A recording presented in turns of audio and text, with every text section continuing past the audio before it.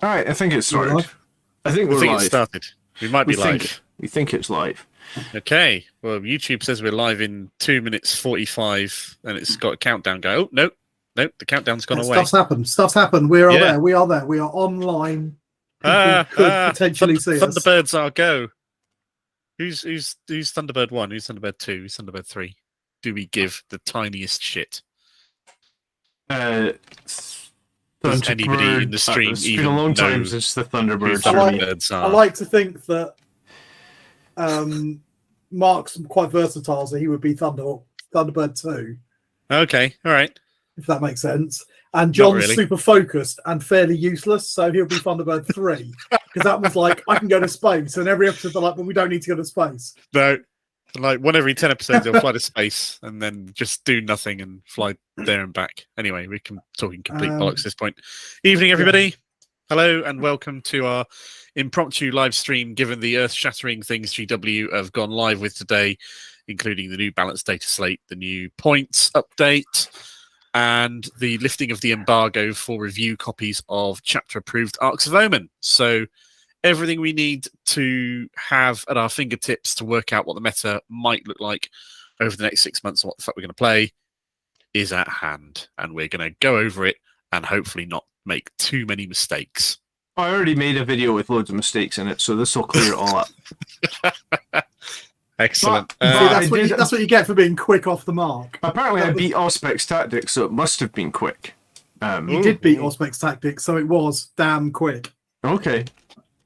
Cool. Although, did you just say it was riddled with errors? So there might have been a few errors somewhere. So people now. Anything you want to own up to? It's very confusing actually because. So basically, on the Dataslate sheet, all the points costs are either listed or they don't count, and I think that's what confused me. For example, I guess we're going to get to it. Yeah, I'll tell you when we get to it, okay? But why don't we start on the balanced data slate, because that's what I've got up on my screen. Go for it. Okay, so the balanced data slate. Aircraft has largely changed. Nothing. The main thing to have on the front page was Armor of Contempt is completely gone. Yeah, it's totally gone. Let's face it, that's the big news here. It's gone for everybody who had it. With the exception of, have I got a cat in my room? That's not helpful. With the exception of Votan, who now get it as part of their data slates. Data sheets, who get it anyway. Well, it was on their data sheet anyway, wasn't it? Exactly. So Votan get to keep it, but nobody cares about Votan at the moment anyway.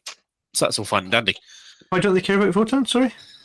I don't know. I think Mark was just saying that flippantly, but actually I think quite a lot of people care about Votan because they've got a reputation of being grossly overpowered.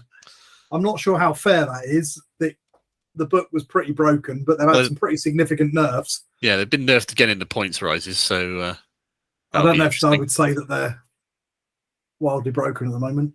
Plus, a lot of reactions I've seen seem to be unhappy that the Imperials get to take Votan as allies, and it's a blatant cash grab on GW's part to get people to buy Votan stuff, so that when they remove this in 6 months' time, you'll have some Votan stuff left, and you might want to just collect an army. You could look at it like that, yeah. Or they're just going to sell some more Votan kits. Or everyone's got shots ready for the bingo card. It could be, I think before somebody starts getting too salty, and we should try and not be too salty about things. Okay. If we look at it like from looking for the best in things, but it could just be GW thinking, look, we've made these Votan, we think they're really cool, let's give loads of people a chance to play with them without having to go in. Some of the models are really cool. I've got that box set that we bought for the Votan. It's not enough for a proper army, but it is enough to run a little patrol in them. And now I've got a chance to do that, and I didn't before. Yeah. So we could try and look on the positive side rather than being cynical bastards. Hello and welcome to all you people who've just joined us in the chat. Thank you very much for coming along. I know you're only here to hear Blood Angels Commander rant and rave about whatever's going wrong this time, but it looks like things might be positive in the world of Blood Angels and Space Marines, so that'll be fun. Mike's got his bingo card ready for shots. Yeah. But what are the terms? What do we need? I took a Super Heavy to a tournament. I came fourth in a tournament. Top table. The Reaper of a top table at tournament. That's got to be one. The Reaper of Obliterax is fucking broken. Yes. I mean, What else are we going to put on our list? I don't know. We can stop razzing John for a few minutes. Hang on, Corbulu. Corbulu. Corbolo. His name Whatever. is so out of meta that I don't even know how to pronounce it. How about that? Corbulo. All right, cool. Anyway, indirect fire weapons hasn't changed. Guard are no longer immune to it because that's taken into account in their codex, as I understand it. But yeah, ultimately the big thing is the removal of Armor of Contempt. There's been a few other big sort of changes to specific armies. Mhm. Or is that what we're going to talk about? As the armies that we give a fuck about, yeah, sure. Oh, there's not that many changes overall for them here, to be honest. Mhm. Big one for Space Marines being it's a bit like it was in 8th, where you do not have to progress through your doctrines. If you want to stay in Devastator, you are welcome to. The only sad thing is you can't move through them any quicker. So for Blood Angels fans, we're still not getting Assault Doctrine until turn 3. Now, I haven't had a lot of time to kind of digest this, but what I did do was listen to the chat while I was eating my tea. Okay. And it was interesting when they were talking about that. And the reason they've not let you skip through them was a sound one. And they said, look, the Space Marines as a whole haven't been doing that well. So we gave them Armor of Contempt. And that was supposed to beef up the toughness and make them stick around a bit longer so they could score some more points. You're talking And about that the worked. 40-odd minute video on Metal Yeah, on the article. Yeah. And they said it worked for the first little while. When it first came out, that was brilliant. And it bumped the Space Marine win rate right back up. Mhm. And that was great. And then a couple of months in, it started to drop back off, back down to 40% as the meta just adjusted to take into account Armor of Contempt. So we looked at it again and we looked at what chapters were doing better than others. And the melee chapters, specifically Blood Angels, Black Templars, and Space Wolves, were significantly outperforming Imperial Fists, Raven Guard, and that. So they've consciously made the decision to allow you to stick in the early doctrines, but not allow you to skip doctrines. And what the idea behind that bit was to bring up the weaker chapters in line with the assault chapters, without giving the assault chapters a buff. The figures. I mean, the obvious problem is that it may well make Iron Hands disgustingly OP. We've been there before, but I guess we'll see how that shakes out. And whether it's right or wrong, wouldn't like to judge, but that was the thinking behind it. And then the big points drops is what's to give all of the Space Marine chapters a buff. I mean, ultimately, it doesn't really affect Blood Angels at all. No. It could do. Maybe you're going hardcore and you're going to do some sort of crazy Blood Angels Dreadnought build, and you want to have all those Devastator guns working better. Mm-hmm. You can still use the Sang Priest to stick in Assault Doctrine. You could keep your army in Devastator and then just put 2 or 3 units focused into Assault. Yes, maybe. I'm not saying you should, but you could. I listened to that video, and they talked about how basically exactly what Tony said, that like, hey, they don't want to improve the Blood Angels. I mean, at what point do we just back down and accept that our 48% win rate is good enough when there's armies that have been consistently near the 60% rate? What are you going to do? What are you going to do? They didn't specifically say that they didn't want to improve Blood Angels. What they said was they wanted to bring the other chapters in line with Blood Angels and then improve all of them together, which is not quite the same thing, because they've said Blood Angels are drops anyway. So the points drops will help Blood Angels, but it'll also, and then the other things to help the other chapters get to Blood Angels. You may well be unhappy that Blood Angels haven't been buffed or have been left out of buffs that other Space Marine chapters gets, but you have to admit that other regular Space Marine chapters have been doing much, much worse than Blood Angels. Yeah, I mean, that's fair enough. That's true. I'm just still frustrated that Wolves get easy ways to get units into Assault Doctrine from turn 1, whereas we have to wait around for 2 turns. No, we don't. We have to pay 100 points for it. Yeah. And you can only and then add CP. Yeah, I mean, it's just Wolves have a stratagem that just lets any unit go into Assault Doctrine for 1 CP. I mean, it's pretty useful. We do for 2, don't we? Yeah. We have one for 2. All Space Marines have that one for 2. Yeah, I think that Blood Angels should have a specific one for 1, but regardless, yeah, sure, okay. I'm not super happy about that, but yeah, I just don't like that the Sang Priest therefore has become an auto include, and like you kind of You have to take them, but I guess I didn't realise this when we were talking about the Arcs of Omen detachment a few weeks ago. I don't know if you guys realised this. The Arcs of Omen detachment has 4 HQ slots in it. It's not 3.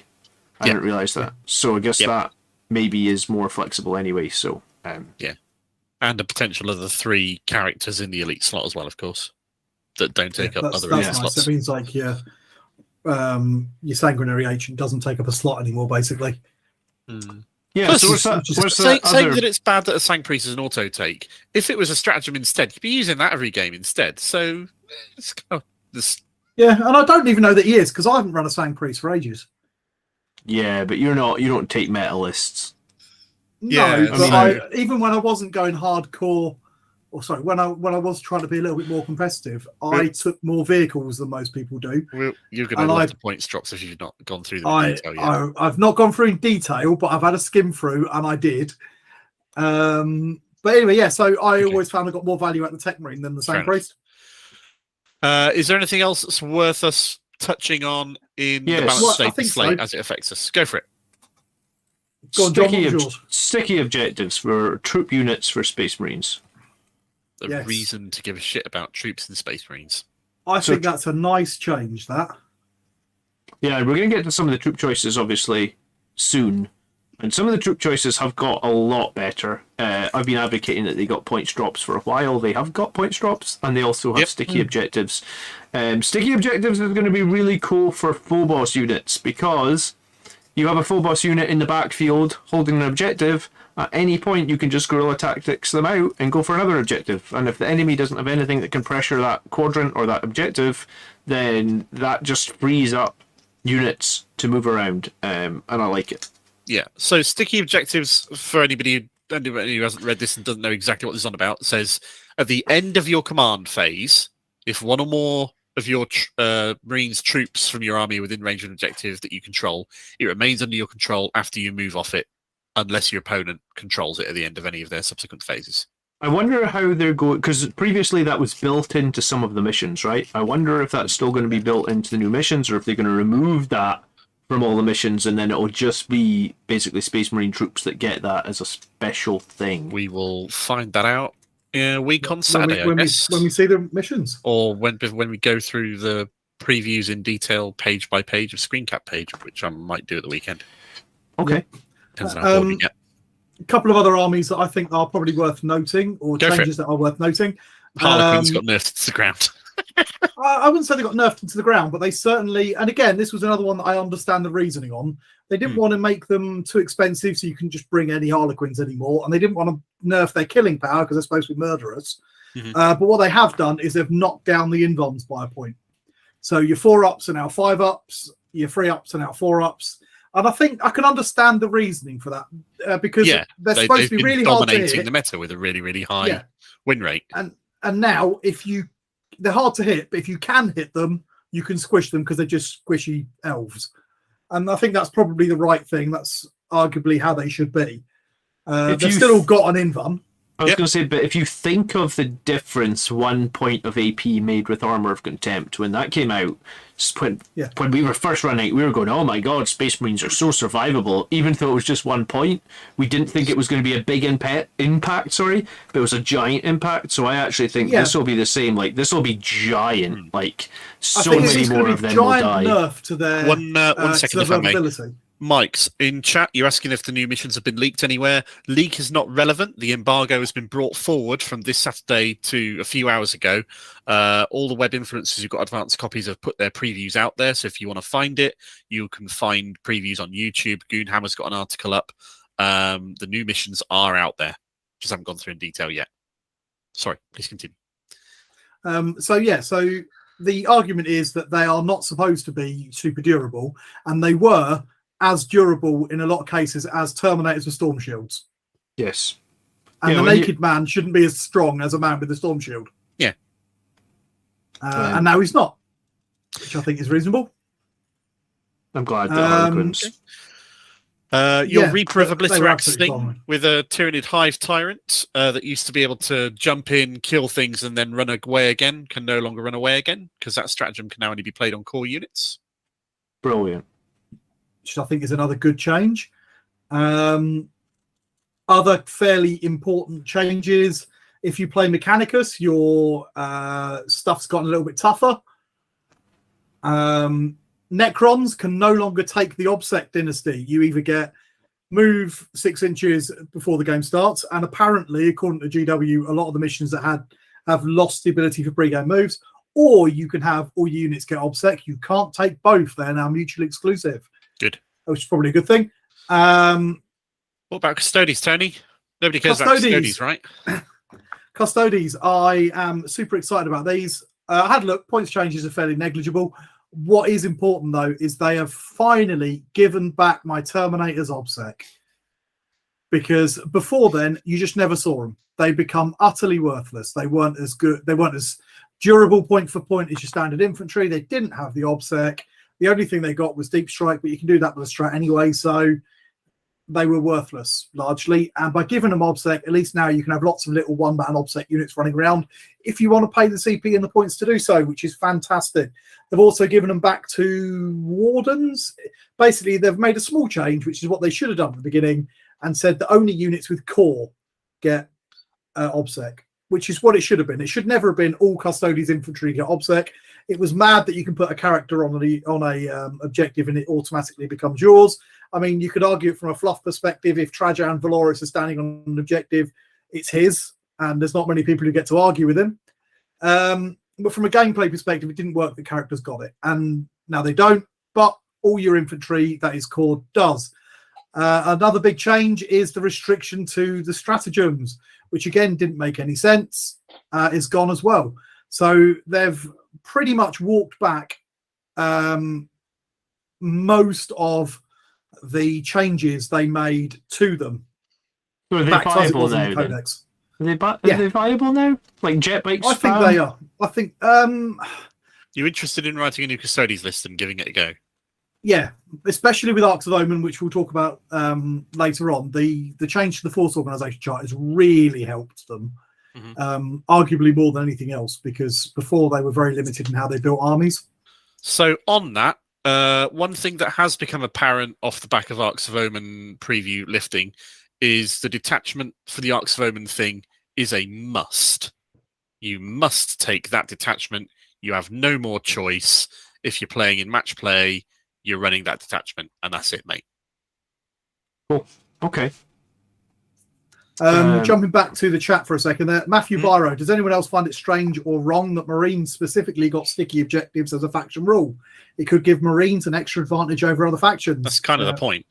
Yeah, that's what I would argue. That's the point. They're trying to make them more shock assaulty rather than having whole units standing around on objectives, because Space Marines don't stand around. That's the point. Well, they shouldn't anyway, yeah. But they have to be troops. They have to be troops, and that's key, right? Because most people are going to see that new Arcs of Omen detachment and think, I don't need any troops. But I think Phobos troops are going to be the big winner here, right? Because Phobos troops are so mobile compared to the other ones. And when we get to the points review that we're going to do in some depth, then this is just going to get all sorts of crazy. Yeah, absolutely. I don't think there were any more major kind of changes to them. One change that I do think is important, and I don't know if we're going to mention it anywhere else, is the change to allies. We briefly said it with the Votan, but the change to allies means you can no longer bring, because it doesn't work like that, an allied Supreme Command detachment or anything like that, which means that we have finally seen the end of all War Dogs and Abaddon. You can't do that anymore. Yes, we have finally seen the end of that.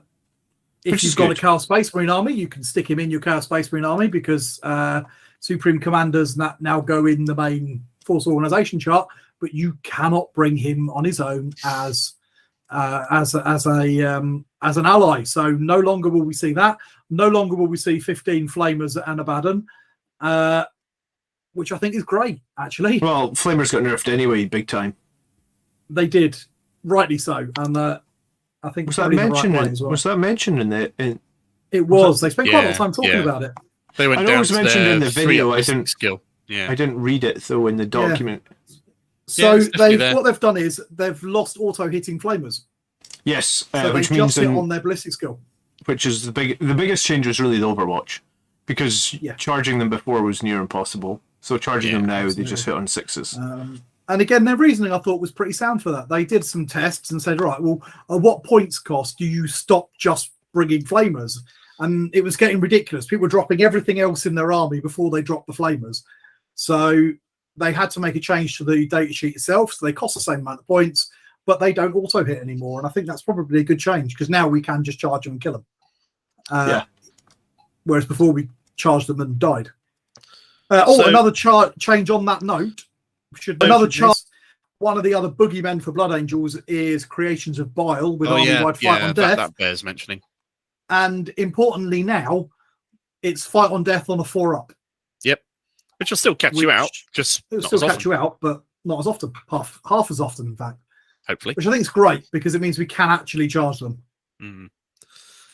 Thanks very much to everybody who's joined us in chat. I can see there's now 57 of you in there, which is awesome. Any of you who aren't subscribers to the channel, please feel free to subscribe to us. We're so close to 1,000. We can taste it. It's brilliant. You get to hear Blood Angel Commander being salty a lot. You get to hear me and Tony razzing him a lot. Drop us a like, all that sort of stuff before we go into the points review of Space Marines, Blood Angels, and other armies we give a shit about. Okay. What are you doing, John? I was trying to... I fucked up the stream. Are you scratching your arm? Is it itching? No, I just fucked up stream settings again, as always. I'm just watching like YouTube logos floating around all over the stream. Yeah, that's me. I'm an idiot. Okay, anyway, we're anything else to speak about in the data slate? I think we've covered the salient points that I care about. I think so. No other major changes. Bodyguards are still the same. Death Guard are still the same. Necrons are still more or less the same, apart from the change I mentioned. The rule that says aircraft have to start in reserves is here in the balanced data slate. Is it? I didn't know. Is that? Yeah. It's the second paragraph on the very first page. It's right there. Oh, that's excellent, that is. The only thing I don't like about that is if this line here, if the total points value of a player's aircraft units is more than half the total points value of their army, that player's aircraft units must still start the battle in strategic reserve, and then no other unit from the army can be a strategic reserve and or reinforcement unit. Well, that means then that if I was to play, for example, a Thunderhawk gunship in a competitive meta tournament, then event, I couldn't put any troops in it. Yeah, for every normal person, that's fine. For you, it's not fine. If you're going to be taking a Thunderhawk gunship, then you've probably got other problems you need to worry about, I'd have thought. But it is true, because it's a troop transport, and if you've got a flying troop transport... Yeah, it is. Which that's going to hit also potentially Orion dropships for custodians. That's going to hit the same problem. Yeah. Do they use it? It would. But, I mean, how many points is an Orion dropship? 500. Okay. But custodians cost so many points. If you filled it up, that's more than the other 500. Where should we start points-wise? Should we start with Space Marines or should we start with the Blood Angels specific units? I don't mind. You choose. Well, Blood Angels will be quicker to go through because there's fewer of the units to worry about, but Space Marines is Let's start with Space Marines, and then we'll do... going to give us better context, yeah. Fair enough then. And then we'll do the specific ones, I think. Space Marines HQ. A captain is 85 points, and all of his upgrades are free, except a Thunderhammer, which is 10, and a jump pack, which is 25. Combi Flamers, free. Combi Anything, free. Power Weapon, free. Relic Blade, free. Storm Shield, free. All of that shit. 85 points. You're still going to run him with a jump back. So basically, what you've got is a 120 point Smash Captain now. Yeah. Hang on. No, less than that. 150. No, hang on. 85 plus 25. 110. Yeah. Well, 110 point Smash Captain now. Oh, you want Thunderhammer as well, don't you? Yeah. Yeah. So 120 if you're Storm Shield Thunderhammer Captain. I guess if you do a Mastercrafted Relic Blade, you're 110 points. That's not bad. Yeah, and you've got more CP to do it with now because you're almost certainly starting with 6 CP. It saves you sort of 5 or 10 points, which is not a bad thing, is it? Yeah. And the Storm Shield is also now useful now that Armour of Contempt is gone. Yeah. Very true. Very true. Captain in Gravis' armor's gone down 10. Captain in Phobos has gone down 10. Captain Terminator is still the same, but all of his upgrades are free except Thunderhammer, which is 5. I wish the Thunderhammer was free as well, just so we could It use just our hits Captain too hard. Carleon No, that's true. model Yeah, for Captain. 100 points. Captain and Phobos armor has gone down to 85 points. You're going to take one now, John? No. I mean, the thing, there. I already like captains on a bike, so if you just make their Thunderhammers cheaper, I'm just going to take Do you know what the captains on benefit a of bike. taking a Captain and Phobos armor would be? Uh, You would be able to put a warlord trait on him called Master of Ambush or something like that. That's Or- one that should move your troops about. Yeah, after the roll for first turn has been done, you get to redeploy like 3 Phobos units. Yeah. Yeah, It's I all don't right, know it's if not you'll bad. be running 3 Phobos units anymore, though, right? Infiltrators, Yeah. Incursors, him. Maybe. I've run them before. I've mastercrafted his gun before, because I think he's got a 3 damage rifle. He does, yeah. So you can make it He's 4 an damage. absolute staple in my Raven Guard army. He's just going to be absolutely amazing. So much better in that. But Well, in 10 Blood points Angels, I cheaper. still don't think there's much use you're going to get out of Phobos stuff, really. The Gravis Captain, a little change to that. That might be quite nice for those new little Arcs of Omen games. Yeah. I think- Same with the Terminator Captain. I think he might be quite tasty in an Arcs of Omen game. I suspect the big one that you're interested in, John, is like to be your captain on bike. Yeah, we've got a real problem now. Captain on a bike with a Thunderhammer and an Infernal Pistol and upgraded to Chapter Master. So he's a Chapter Master with an Infernal Pistol and a Thunderhammer, and he's 20 points cheaper than Dante. So that's a big problem. In So the terms captain of... on bike is 100, the Thunderhammer is 10, and Yeah. the Chapter Master upgrade has gone down to 35 points. But if it didn't go down for Dante, here's the kicker. I mean, I guess we'll get to Dante, but Well, it Dante seemed didn't weird that- change. Yeah, Dante he didn't change. Yeah. So I was already on board with the Chapter Master on a bike is better because I think a Thunderhammer is better than Dante's axe, and now it's 20 points cheaper. So like, sorry guys. So you're all on the captain on the bike train, so to speak. Yeah, I'm on that. That train's left the station. You're more on it. Yeah. Yeah. I actually think you could run a Death Company captain with a Thunderhammer as well.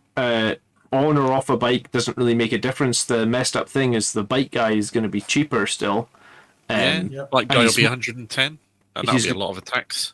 And he's more survivable, more toughness, more wounds, and obviously more movement. I guess it doesn't fly, but still. So if we compare that to the other thing that was comparable, that was being used in a similar sort of role, the Primaris Chaplain on bike is now down to 115.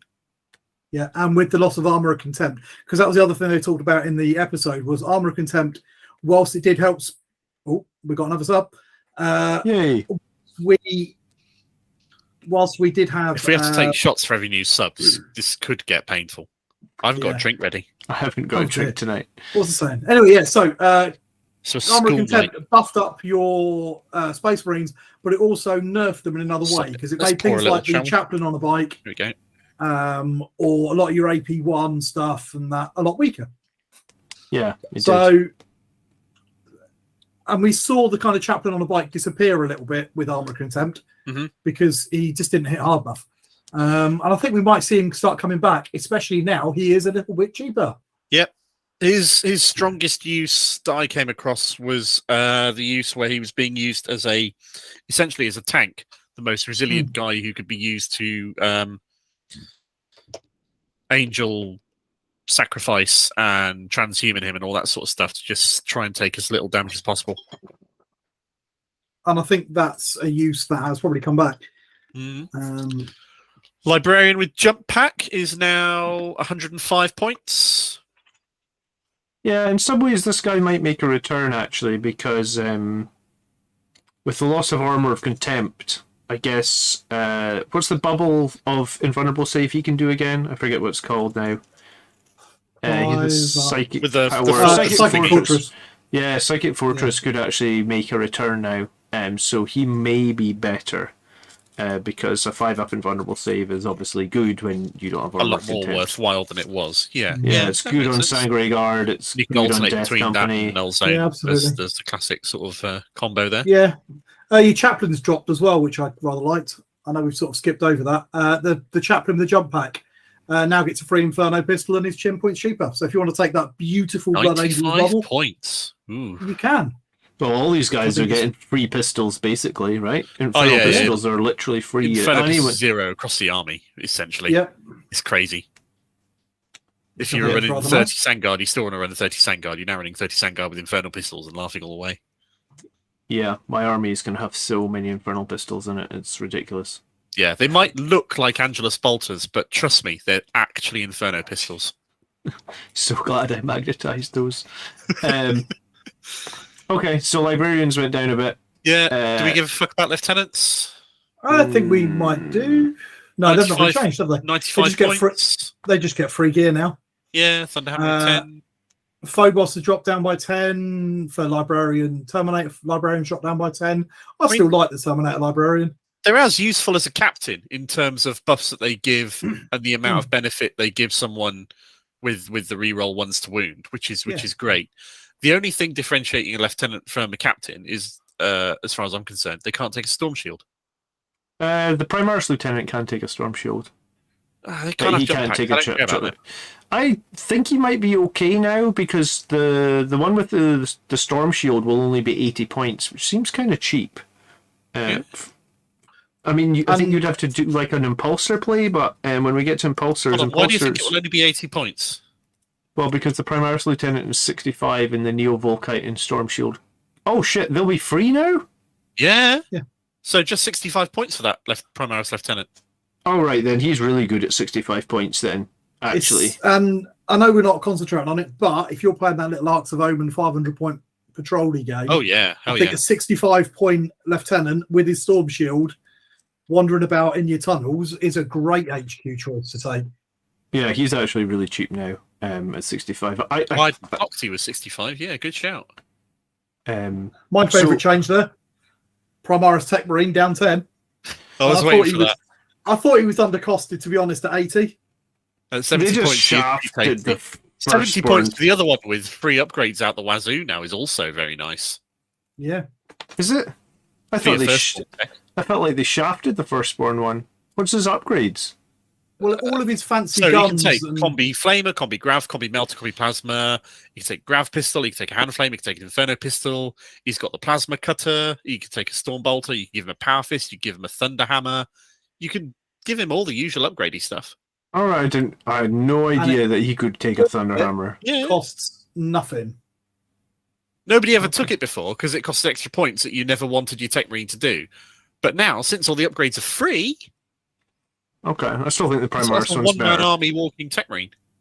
I mean, he's still got, even his standard one's still going to have 3 attacks, 4 attacks on the charge with a Thunder Hammer for 70 points. Does the Ancient and Terminator Armor get a free Thunder Hammer? No, I think it's 10 points. We'll go to Elites in a minute and check that stuff out, shall we? Yeah. But next on the list is troops. Just before we move on, HQ, you wanna? Yeah, I think I just want to say that, like, for the most part, all of them moved down 10 points, right? Yeah, give or and take. got free war gear. Or seriously discounted war gear. Yeah, I'm trying to decide if I feel like that makes up for Armor of Contempt. I guess we'll find out once we start playing. I think as we go through all of them, it seems like basically everything went down 10% in cost. And I was building a Blood Angels list right before this because I'm playing tomorrow morning and we're playing using the new points. So my 2,000 point list went down 130 points. So my 2,000 point fun list we did before Christmas has gone down like 400 points. Okay, well mine went down 130. So I guess 130 points going to be worth what Armor of Contempt gave? I'm not sure. The one thing that I want to say is it is kind of strange as we get through into other units that some units, like across the board, Space Marine survivability went down, but some units didn't go down in cost. So I guess has just it keep that in only mind. gone down 130 points, but also sprouted 43 Inferno pistols that weren't there before? I guess it sprouted a bunch of. Well, that includes the. I mean, I guess I can add a bunch of Infernal pistols, sure, but I think the. Inferno pistol on every single Death Company, except the ones that got Thunderhammer. For free. I suppose you could give it on the other ones in the Thunderhammer squad, yeah. Yeah, I guess. Yeah, I mean, I guess there's no point taking Bolter and Chainsword Death Company Absolutely anymore. No. Chapter Command, should we cover that before we move on? Yeah, we can do. Every single one of them has gone down 5 points. Yes, and So the Chapter Master is now 35. Chief Apothecary is now 30. Chief Librarian is now 20. Master of the Forge is now 15. I know, that's an absolute steal. 15 Champion points. is plus 10. yeah, that's a steal as well. Master of Sanctity, the Chaplain one, is now 20 points.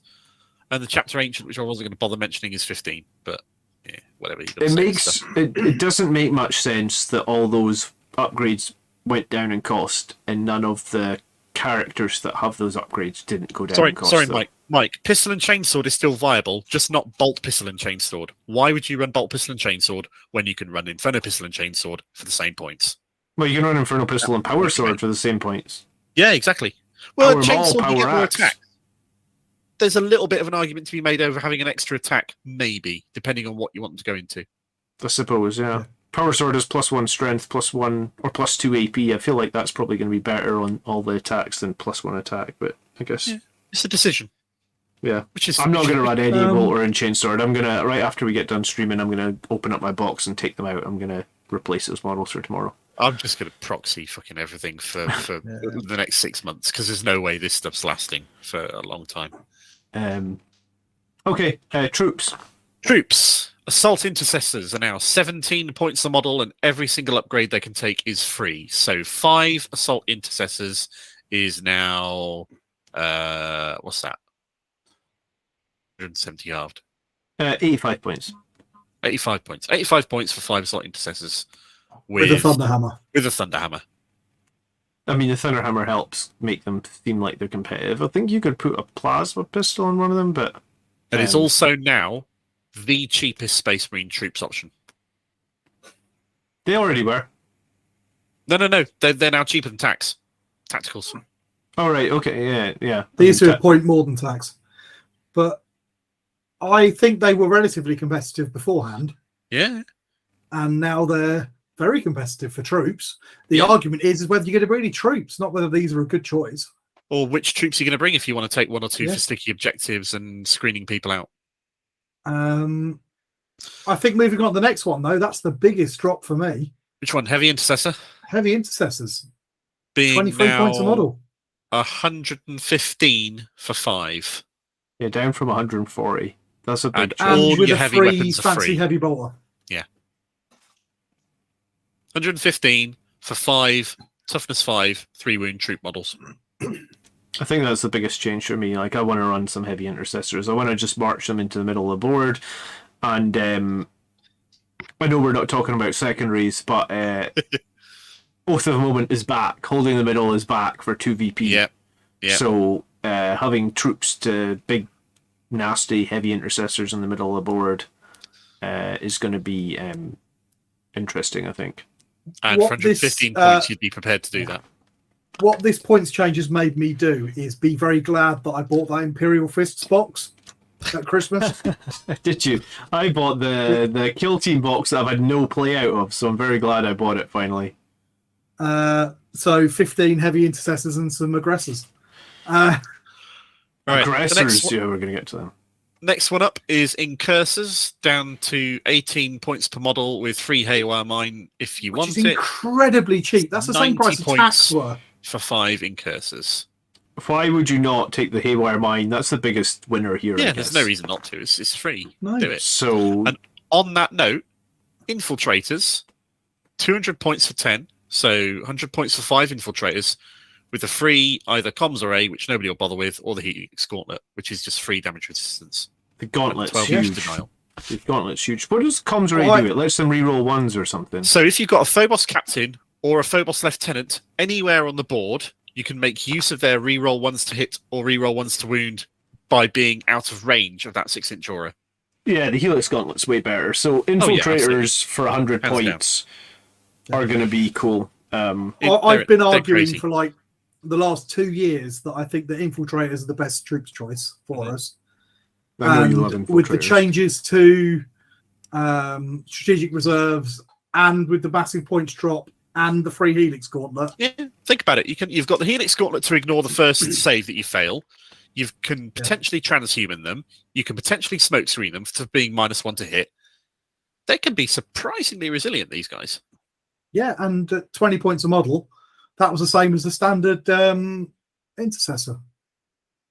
Was indeed. Okay. Standard intercessors are now 18 points a model, which is 90 points for 5 intercessors. All of their upgrades are free. So grenade launchers for days, Thunderhammer for days, plasma pistol for days. Just bung them on there. And remember, these guys have got stratagem for double shooting. So bung, if you're going to be doing that sort of thing, max out your squad size, take 2 Astartes grenade launchers, and just shoot the crap out of things. That's a lot of fire. You can only power. fire 1 grenade launcher per turn. And You can only fire 1 grenade per turn. The Astartes grenade launcher is an assault weapon. It's just a weapon, yeah. It's just a gun that has the assault type. It does not have the grenade firing type. It's like grenade launchers for guard. This is a special weapon. It's not. But they changed it in Ninth Ed. Still don't think I'm going to take intercessors. Infiltrators. No, I'm not. Yeah, that's fair. But think about this, though. They are better. If you are going to be taking Inferno pistols on all the things that can take them for free, if you're going to be changing all of your Angelus bolt guns on your Sandguard to Inferno pistols, you're going to be losing a lot of incidental bolter fire that you might use to take out low toughness Horde type things. So you're going to need something to put that firepower out. And I've already made my mind up what that is. And it starts with Baal and ends in Predator, but we'll get to that later. Use just in Baal Predator, not entirely shit anymore. There we go. Just jumping back to the chat. A few people talking about the tax and their free multi-mails. We'll talk about that in a second. Yeah, they're next up. Mike nearly bought that Imperial Fist box too. Now you're kicking yourself you didn't. And yeah, I think a few people are quite excited about infiltrators as well by the looks of it. Yeah. Excellent. Let's talk about those tax. Right. So tactical squad is now 18 points per model, which is the same as it always used to be. 90 points for 5 tactical firstborn Marines. The difference is that every single possible upgrade you could think of to give them is now 0. Combi flamers, grav guns, heavy flamers, inferno pistols, las cannons, melter guns, thunderhammer on the sergeant, all the stuff that you could upgrade them with is free. So realistically, that's 1 guy with a special weapon of a sort of like melter gun, plasma gun kind of size, 1 guy with a heavy weapon, which is your las cannon or missile launcher or multi-melter, and the sergeant to be tooled up with fucking everything you can fit on him. Not in a 5-man squad, right? In a 5-man squad, you'll have the sergeant and either the special or the heavy. Yeah, so if it's 5-man squad, you'll have the sergeant probably like a combi melta and a thunderhammer or something, and you'll have a multi-melta. I mean, on paper, people think cannon. You could sit in with a las cannon somewhere if you felt like it. People think it seems decent. I think that they should have still gone down to 16 points per model. I agree. I think I'm still not interested in taking tactical squad. It's cool, but I think the alternates are more. The one shot from a las cannon at long range, or the 2 shots if I get them up nice and close from the multi-melter, is not worth taking tactical Marines. The offensive firepower you get from 2 or 3 models isn't massive. Yeah, that's where I sit. And the problem I have with them is they have 1 attack. So if I wanted a multi-melter, there's cheaper things I can bring that brief me a multi-melter. I was going to say, maybe if you're Iron Hands or something and you can like move and shoot the multi-melter with no penalty, that might be okay to take some tactical Marines. But for Blood Angels, the flip side is if tactical Marines are the troops that you've got, they're not bad. And they're better than they were. Well, they're better than they were, sure. We can go with that. The only thing we're saying is that they're probably still not the most competitive choice, but they're also not shit. Okay. No. What's up next? Elites is up next, starting with a little thing called Aggressors. Oh, these have had a big old points drop. Down from 40 points a model with frag storms costing 5 to 30 points a model with all upgrades being free. Five bolt storm aggressors with the grenade launchers on their back for 150 points. 5 bolt storm aggressors is interesting now at 150 points, I think, for sure. That's a lot of light sort of anti-infantry fire and a decent amount of melee punch and a decent amount of survivability for not a huge amount of points. I mean, that's less than 3 Centurions. James in chat. Tacticals in astonishing, not shit. Shocker. What day? Brilliant. I mean, they're still shit. Don't tell them. I think 5 aggressors are interesting now. Yeah. I mean, you could take 6, but realistically, you're still going to take 5 if you want to max squad size out. Yeah. Because if you take more than that, you're increasing the amount of the SCP it's going to cost the transhuman or otherwise. Yeah, exactly. So I have sat on my aggressors for like 3 fucking years, so I'm going to run them. I don't know how I'm going to run them, but I'm going to run them. Excellent. Ancient Intimidator armor is now 90 points with a free Storm Shield and a free Thunder Hammer. Yeah, I guess he gets the 3 Thunder Hammer. I think that might be a typo, but we'll take it, right? Because everybody else had to pay for the Thunder Hammer. He doesn't. Sure. Well, he got a discounted one anyway because all Terminators got 3 Thunder yeah. Hammers. Yeah, so all the Terminator Thunder Hammer cost has dropped to nothing. Yeah. Whereas captains were previously paying like, what was it, 25 or something? 20, 25? 20 points. Yeah, 20 points. Yeah. I think. So the amount it's gone down by is the same, but for this, that results in it being 0 because they're only paying 10 for it. Okay. And Apothecary is down shit, from 75 to 65, which nobody cares about because you always take Sanguinius Priest anyway. Unless you're not playing Blood Angels, which some people aren't. Yeah, yeah, all right. Then okay. they might care about an Apothecary. Yeah. Yeah. Especially with the 5-point reduction on Chief Apothecary as well. That's quite cheap if you just want somebody to guard all your heavy intercessors that are sitting in the middle of the board. So that's 65 plus 30. 30. So 95 points to give all your heavy intercessors in the middle of the board. And have the ability to res things, yeah. And resin. So I don't think that's I think that's pretty good, actually. Blade Guard Ancient is now 75 points, which is 10 points down, and I don't think really makes a blind bit of difference. Doesn't have any blades. Blade Guards don't change. Yeah, they were 35. They haven't changed. Yeah, they have. They've gained the sergeant can now take a pistol for free. Which plasma pistol or Volkite pistol. It's still well and good, but it's not going to make or break anything, is it? It's 5 points cheaper if you wanted it. It's not. Blade Guard were not getting picked, right? So why did they not go down in points? Because they're not getting picked. They weren't getting picked since Armor of Contempt. Before Armor of Contempt come out, they were getting picked. And arguably, with Armor of Contempt going away and them having their Storm Shields and Transhuman, they become in the discussion once again. They, I don't know. I feel like I want to like Blade Guard, but I feel like they needed a points drop. Like 5 Blade Guard is going to be what, 175? 165, which is the same as like a 5-man Terminator squad with Thunderhammers, and I'm sure I did the maths on that before, and I'm sure like the Terminators. No, actually they're 10 points. They're 10 points more than the Terminators now. So I don't know how you can take Blade Guard veterans against Thunderhammer Terminators, because I'm sure I did, like, I fought Terminators round 1, Blade Guard round 1. I did a video on that, and the Terminators won hands down. Thunderhammer Terminators 33 points, these 35 points per model. So and they can deep strike as well.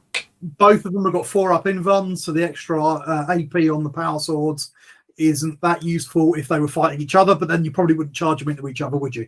Yeah, the only thing the Blade Guard have, Terminators don't, is Transhuman. And they've got a slightly higher move, and they're all carrying a gun. It's not a very good gun, but they've got one. I think that heavy bolt pistols that the Blade... I mean, the amount of times you do 1 damage per game with those guns. They're worthless. They're worthless. That's why I was thinking it does exist. I was sure it does exist. That's why I was thinking the main winner here actually is when we get to Sangre Guard, we'll talk about it. But I never do any damage with the bolters on the Sangre Guard. Literally nothing. And they usually, if you think about it, usually Sangre Guard are like squads of 6 or 7. So they get 2 shots each. So you're normally shooting out like 14 bolter shots, and they have extra AP on their bolters. They never do anything. Maybe they chip off like 1 wound. So it was like 4 pistols, which are the exact same profile, strength 4 -1 in the Blade Guard veteran squad. It's worthless. But yeah, I get your point. Yeah, it is a bit of a surprise that they haven't changed the points of Blade Guard at all. But yeah, I'm sad. I think at 30, I would have loved to run my Blade Guard again. I think 30 points would have made me interested in them. Fair enough. Okay. I don't think they're bad, but yeah. Go on. Centurion assault squads have gone up from 55 a model to 60 a model. However, Hurricane bolters are now free, and the melter guns are now free. Interesting It's a fun change, one, isn't it? Yeah. If you're 'cause running 5 assault cents, that's 300 points. See, for me, it's worse. Yeah, for me They've it's worse gotten as low. well. Because I never put the Hurricane bolters or the melter guns on them. Yeah, same. I run them just with flamers, and I felt like that was the best option. Yeah. Because they kill anything that they charge in melee anyway, so why do they need melter guns? And then you want the flamers so nobody can charge them, or, if annoying things charge them, they can. And the they can Hurricane overwatch. bolters I didn't bother with because, well, they never kill anything anyway. Again, So, save my 10 points. So some people are going to see this as a buff. I see it as... I was actually excited to run Centurions. Now I don't think I'm going to run them. Because they've just... For me, they've If gone you up were 15 running points. them, how many would you run in a unit? Would you run 5? Would you run 3? I was planning on running 3 into the new Arcs of Omen, whatever you call it, the new season. I was planning on running 3 when they were 55 points a model with flamers, and I was going to reserve them, and I was going to have no Hurricane Bolters on them. Now I'm thinking I would just rather run well, the Terminator squad's got cheaper, right? It's 165, so the same cost, and every Terminator's now got a Storm Shield and Thunderhammer. And let's not forget, Centurions are going to be vulnerable again because they don't have Armor of Contempt. So if they're getting hit with like multi-meltas, you're only saving on 6s, and if you're fighting something like Sisters of Battle where they can Miracle Dice those multi-melta shots, like you just How many dice are the Hurricane Bolters putting out on a unit of 3? Good question. I think it's the Hurricane Bolters Rapid Fire 6 4. doubled times 3. So 12 times 3 is 36 dice. Only at half range though, right? Yep. Yeah. It's a lot of chaff fire, but it's not great. I know we're not talking about it, but if I run over Custodes for a minute, it's like the bikes can have Hurricane bolters on it. Never take Hurricane bolters. That 12 shots at half range is not nearly worth the points. Okay. I really don't think so. Fair enough. We're spending a fair bit of time on these. Should we move on? Yeah, let's move on. Company Ancient, nobody cares. Company Champion is now down to 50 points. Very That's reasonable. cool. It was always good at 55 in the first place, but now that he's 50 and the upgrade for Chapter Champion is plus 10. Yeah, I think that's great. I think something to say is any Marine unit that has an invulnerable save is going to be very valuable again. Because of the loss of Armor of Contempt. So a unit here where it's gone down like 10 points, 15 points, and it's got an invulnerable save, I think that's going to be big. Fair enough. He might be another good choice for your boarding actions. Boarding actions, I think he's going to be a great choice, yeah. So related to that, Company Champions are completely unchanged. Company All veterans. their upgrades, Company Veterans, which is still the Company Command Squad. All of their upgrades still cost. They are the only one, I think, that still pays the same price for its upgrades. That's got to be intentional. It's possibly because maybe it's related to the fact they don't take up a Force Org slot. Or the fact they have bodyguards. The thing is, if you're going to run company veterans, just run them with double chainsword. They're one of the few units that can still run double chainsword. Double chainsword gives them a lot of attacks, keeps them at 20 points per model. It feels very strange that these guys got all these costs, and then like you look at the Stern Guard veterans. So although this was what confused me in the video I made, because it's like, hold on a minute, Stern Guard veterans have no upgrade costs, and they have all the same shit basically, right? Someone in the Stern Guard can take a multi-melta. What is it? Up to 2 Stern Guards can have their special issue replaced with a heavy flamer, or 1 weapon from the heavy weapons list and 1 from the special list. The sergeant can take the combi. The sergeant can take plasmas. The sergeant can take like a bunch of different melee weapons, and they're all free. So if you don't necessarily need the bodyguard rule, then why would you not just take Stern Guard veterans and get your combi weapons? And Stern Guard in a drop pod, Devastators in a drop pod. They're all very interesting now. Yeah. Let's keep rolling, or we're going to be here all day. Yeah. Okay. Cool. Sure. So the next up would be just the Contemptor Dreadnought, not the Relic Contemptor Dreadnought, the plastic Contemptor Dreadnought. Yeah, which is drop down 10 points. 10 from 150 to 140, which is nice. I think that's very reasonable. 150, we were saying they were pretty good. At 140, I think they're Yeah. Really quite good. You're fixed in your loadout choice to the fist and either a multi-melter or a Kerry's assault cannon. But they're not bad guns. They're, especially the multi-mouse running. Yeah. He's quick. He's pretty tough. Basic Dreadnought hasn't changed, except all of its upgrades are now free, which is nice. Which is what? Just a Heavy multi-melter, Flamer, Hurricane twin Bolt. las cannon? Oh no, I'm reading the wrong thing. Heavy Flamer, Yeah. multi-melter, twin las cannon, the missile launcher that you could give it, the assault cannon you could give it, all the stuff that used to cost points is now 0. So Yeah. any loadout you want. Invicta Tactical Warsuit has had a decent drop in points. 20 points off is a lot. It's shit though. It's like the worst unit ever. Well, it's not shit. It's the thing is though that you'd never take it previously over a Redemptor because it didn't get the -1 damage. It still doesn't. It's got forward deploy. It's pretty good in combat, and it's got a reasonable amount of anti-infantry fire. It's got no survivability. I feel like I've run them a few times. I genuinely don't think this changes anything for Invicta Tactical Warsuits. Okay. 140 points, toughness 6, 13 wounds. I mean if you're taking it, you're taking it for the firepower, and you're taking it for forward deploy. Yeah, really. I don't think they're bad, especially if you're playing in some of the Ultramarines where you can redeploy them. Okay. I think that could be quite tasty. I'm not saying they're good, but I'm saying they're a lot better than they were. All right, moving on. The Ironclad's upgrades are all now 0, so he's 135 with whatever you want to give the Ironclad, which is all right. Sorry, quick question. You know, like you said, you think Invictors are a lot better because they're 20 points cheaper, right? Like, is 20 points cheaper going to offset the might? You know, they're going to take.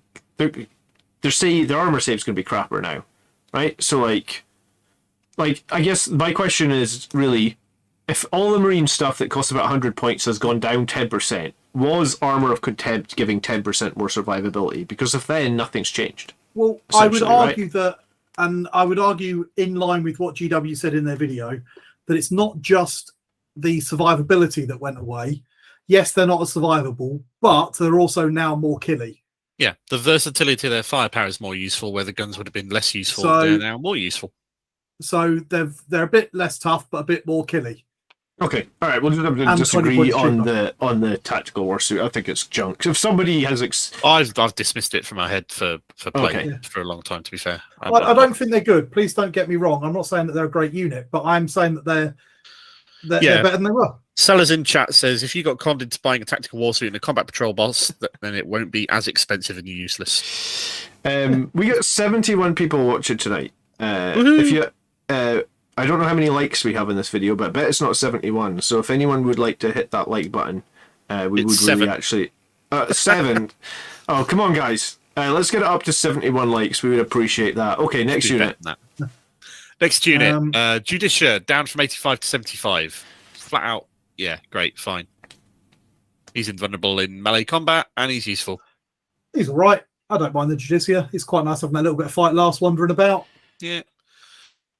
Primaris Apothecary's down 10. Primaris Ancient's down 10. The Redemptor is still exactly as it was, but all of its upgrades are now free. So basically, it's down 10. And the Gatling Cannon.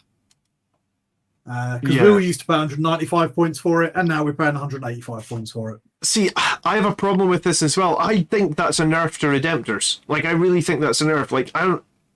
What, you get more guns for less points?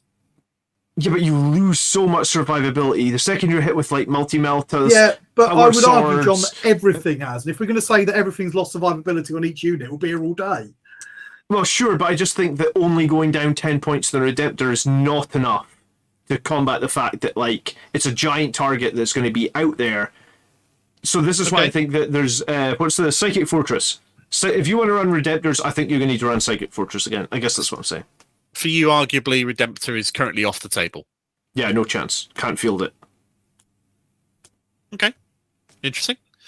I think they're a bit overcosted, but I think they're not too bad. That 10-point reduction. I was running them before Armor of Contempt. I ran them during Armor of Contempt, and I'll probably run them afterwards. Yeah. I was never really massively on the Redemptor ban train, personally, to be honest, but they're not bad. They're not bad. Because I think is this back to how it was in base? Is this the base cost of it, basically? Basically, yeah, but I think you had to run Psychic Fortress with them when they were back at this. Yeah, I think because they were we maybe were 180. even pre Armor of Contempt, we were running 2-3 of them with Psychic Fortress, and Yeah. we're just back to that. So I think that's what you have to run. Yeah, and also a point that Tony made that Podger has also made in chat is that Redemptors now do more damage to units that used to get Armor Contempt but now don't. Yeah, true. To be honest, I'm going to get this out of the way. I think Armor of Contempt going away is a good thing. I agree. Because I thoroughly agree. it was nice having all my units a bit tougher. Yeah, my Sanguinary Guard with their 2 up and armor was great, but fighting a lot of other Marines and Sisters of Battle and all that sort of stuff. It was a band-aid. Yeah, all of Yeah, my it was. guns that had -1 AP and were completely useless, and now they've got a purpose again. The meta compensated. You either ran 0 AP stuff, which ignored Armor Contempt, or you ran really high AP stuff, which got past Armor of Contempt. And it became... It just not fucked much of a over thing. people with not a lot of AP. You know, Orcs, Space Marines have a lot of low AP weapons. Eldar had quite a lot of AP1 weapons. Tau got a lot of AP1 weapons, and they all became worthless. Yeah, AP1 and 2 now worth a lot more. I think this is a good thing for the game, to be honest. Even if it is a bit sad that some of my units aren't quite as good as they were. Okay, so big question of the evening: Reavers, 80 points for 5. All their upgrades That are is free. So cheap. Is it cheap enough? Well, not now for we've got Blood more or Angels. less on. We've got more or less unlimited elite slots though now, don't we? We've got 6. Same as before, really. And I think you're going to want to fill those elite slots with Terminators and Sanguinary Guard, and the Death Company will be less relevant. So, 80 points is still cheaper than 5 Assault Marines with jump packs, which are 90 points. I was But gonna they say don't they- have jump packs, to be fair. Yeah, they don't have any AP and they don't have any damage. So, I mean, nor do assault squads, but well, assault squads get all. They can have melta guns for free now. So yeah, I think assault squads can do damage now. yeah, Melta guns, infernal pistols, thunder hammers, eviscerators—they're all free on assault squads. So Reavers assault might be squads, 80 points, but they're still throwaway bodies that don't really achieve much, is kind of where we're at. yeah, don't take Reavers. That's where we're at. yeah, still not worth it, even at 16 points. Fair enough. Relic Terminators, 33 points a model. All of their upgrades are free, and there's a lot of upgrades you can give them. Yeah, I rather Relics are- like these. I So am 5 of them would be 165. what? 165, yeah. Which is the same for all 3 squads of Terminators. Relics, Assaults, and Terminators are all 165. All the upgrades are free. Regardless of the loadout, yeah. Terminators are now awesome. Thunderhammer Terminators are awesome. Chainfist Terminators are awesome. Those Firstborn Terminators can take Cyclone Missile Launchers for free. Assault Cannons, Heavy Flamers. I forget all the options on the Relics, but you'll get your Plasma Blasters for free. All right, so I need you to run an army, John, on one of your battle reports where all 6 of your elite slots are Terminators. I am honestly thinking that in Arcs of Omen, I might run 1 Death Company, 2 Sanguinary Guard, and the rest Terminators. I think that might be viable. Relentless Assault is going to be the second ray that Blood Angels get, so Terminators. Deep Okay, Strike, Reziel Relentless says Assault. you're wrong and Terminators are meh. Well, Resi Okay. always says we're wrong. There's nothing new there, is there?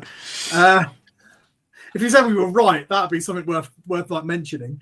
I mean, we should probably catch up on the chat. I've just noticed that we are way behind. Oh, we're massively paying We're very little massively attention. behind. I'm thinking Reavers cheap units to sit on the back markers. If you're going to do that, do Eliminators for less points. Well, no, and they can do shoot troops. stuff and move and shoot. Do troops because they can just sticky it. Yeah, exactly. The stickying Just is do it- pointless do it because then you've got to do it and then move away. Well, no, you do it with your unit of infiltrators. You sticky the objective. You prevent anybody deep striping in your backfield, and then you guerrilla tactics them. Yeah, exactly. It's crazy. If you go second, then you can basically sit on them for 2 turns and then guerrilla tactics out. That's it. Okay. So Reavers have no play here, unless I'm missing something. No. Terminators are big winners here.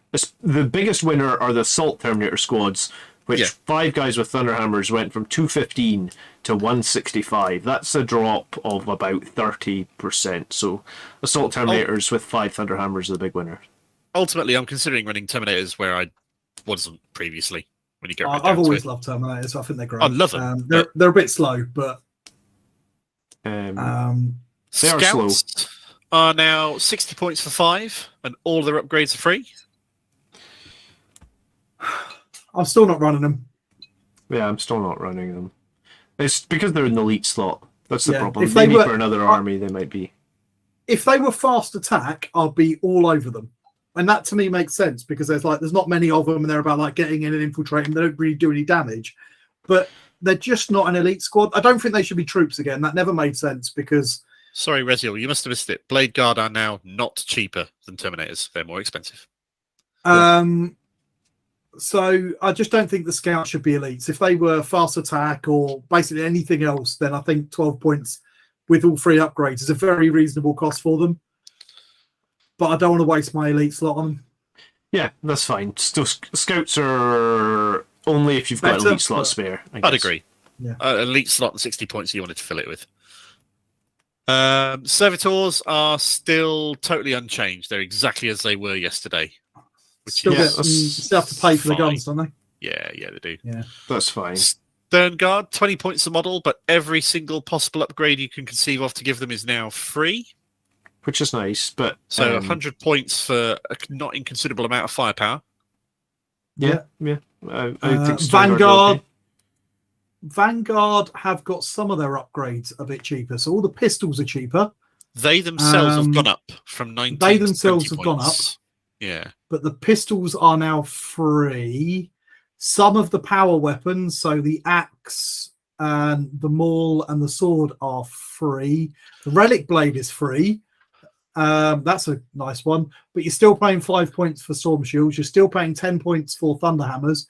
And you're still paying 3 points for lightning claws. So just to put that in some context, a Vanguard veteran with a jump pack, Storm Shield and Thunder Hammer is now 38 points.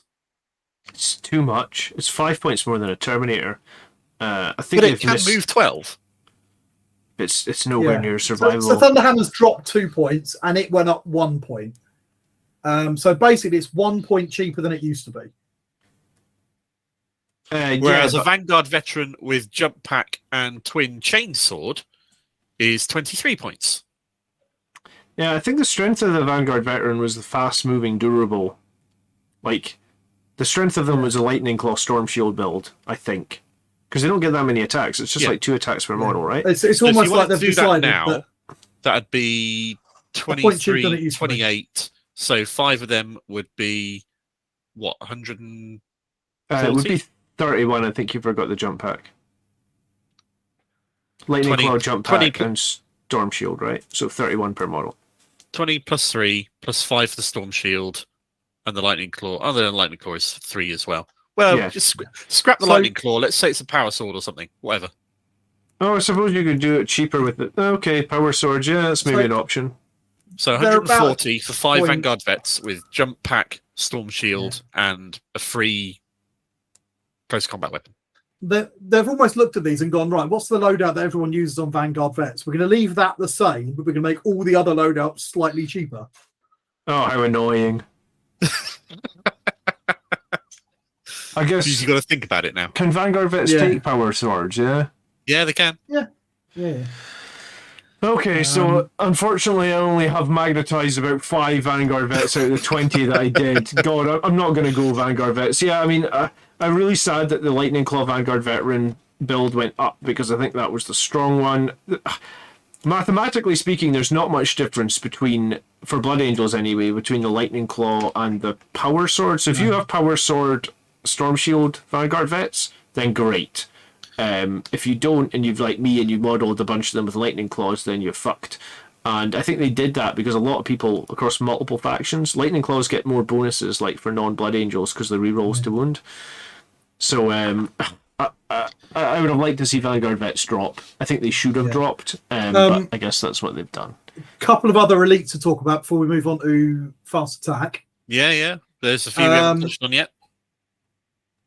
Veteran intercessors have dropped by a couple of points, and their gear Still is don't free. care. Still not taking them. Get them in the bin.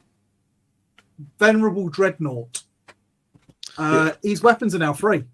Yeah, which is amazing. Which means you can have 2 up ballistic skill twin las cannons for 135 points. And missile launcher. And missile launcher. So a few people started running Venerable Dreadnoughts with twin las cannons and missile launchers. Yeah, I was one of those. So that build has just dropped. That has dropped right, 20 yeah. points from 20 155 points to cheaper than it was. 135. So Yeah, people I'll are do running at 155 points. Now you've got it for 135. Nice I bit think of it's fire not bad. support there. Is it, yeah, John's weighing up that he's ready to say you're wrong, and I think they're shit.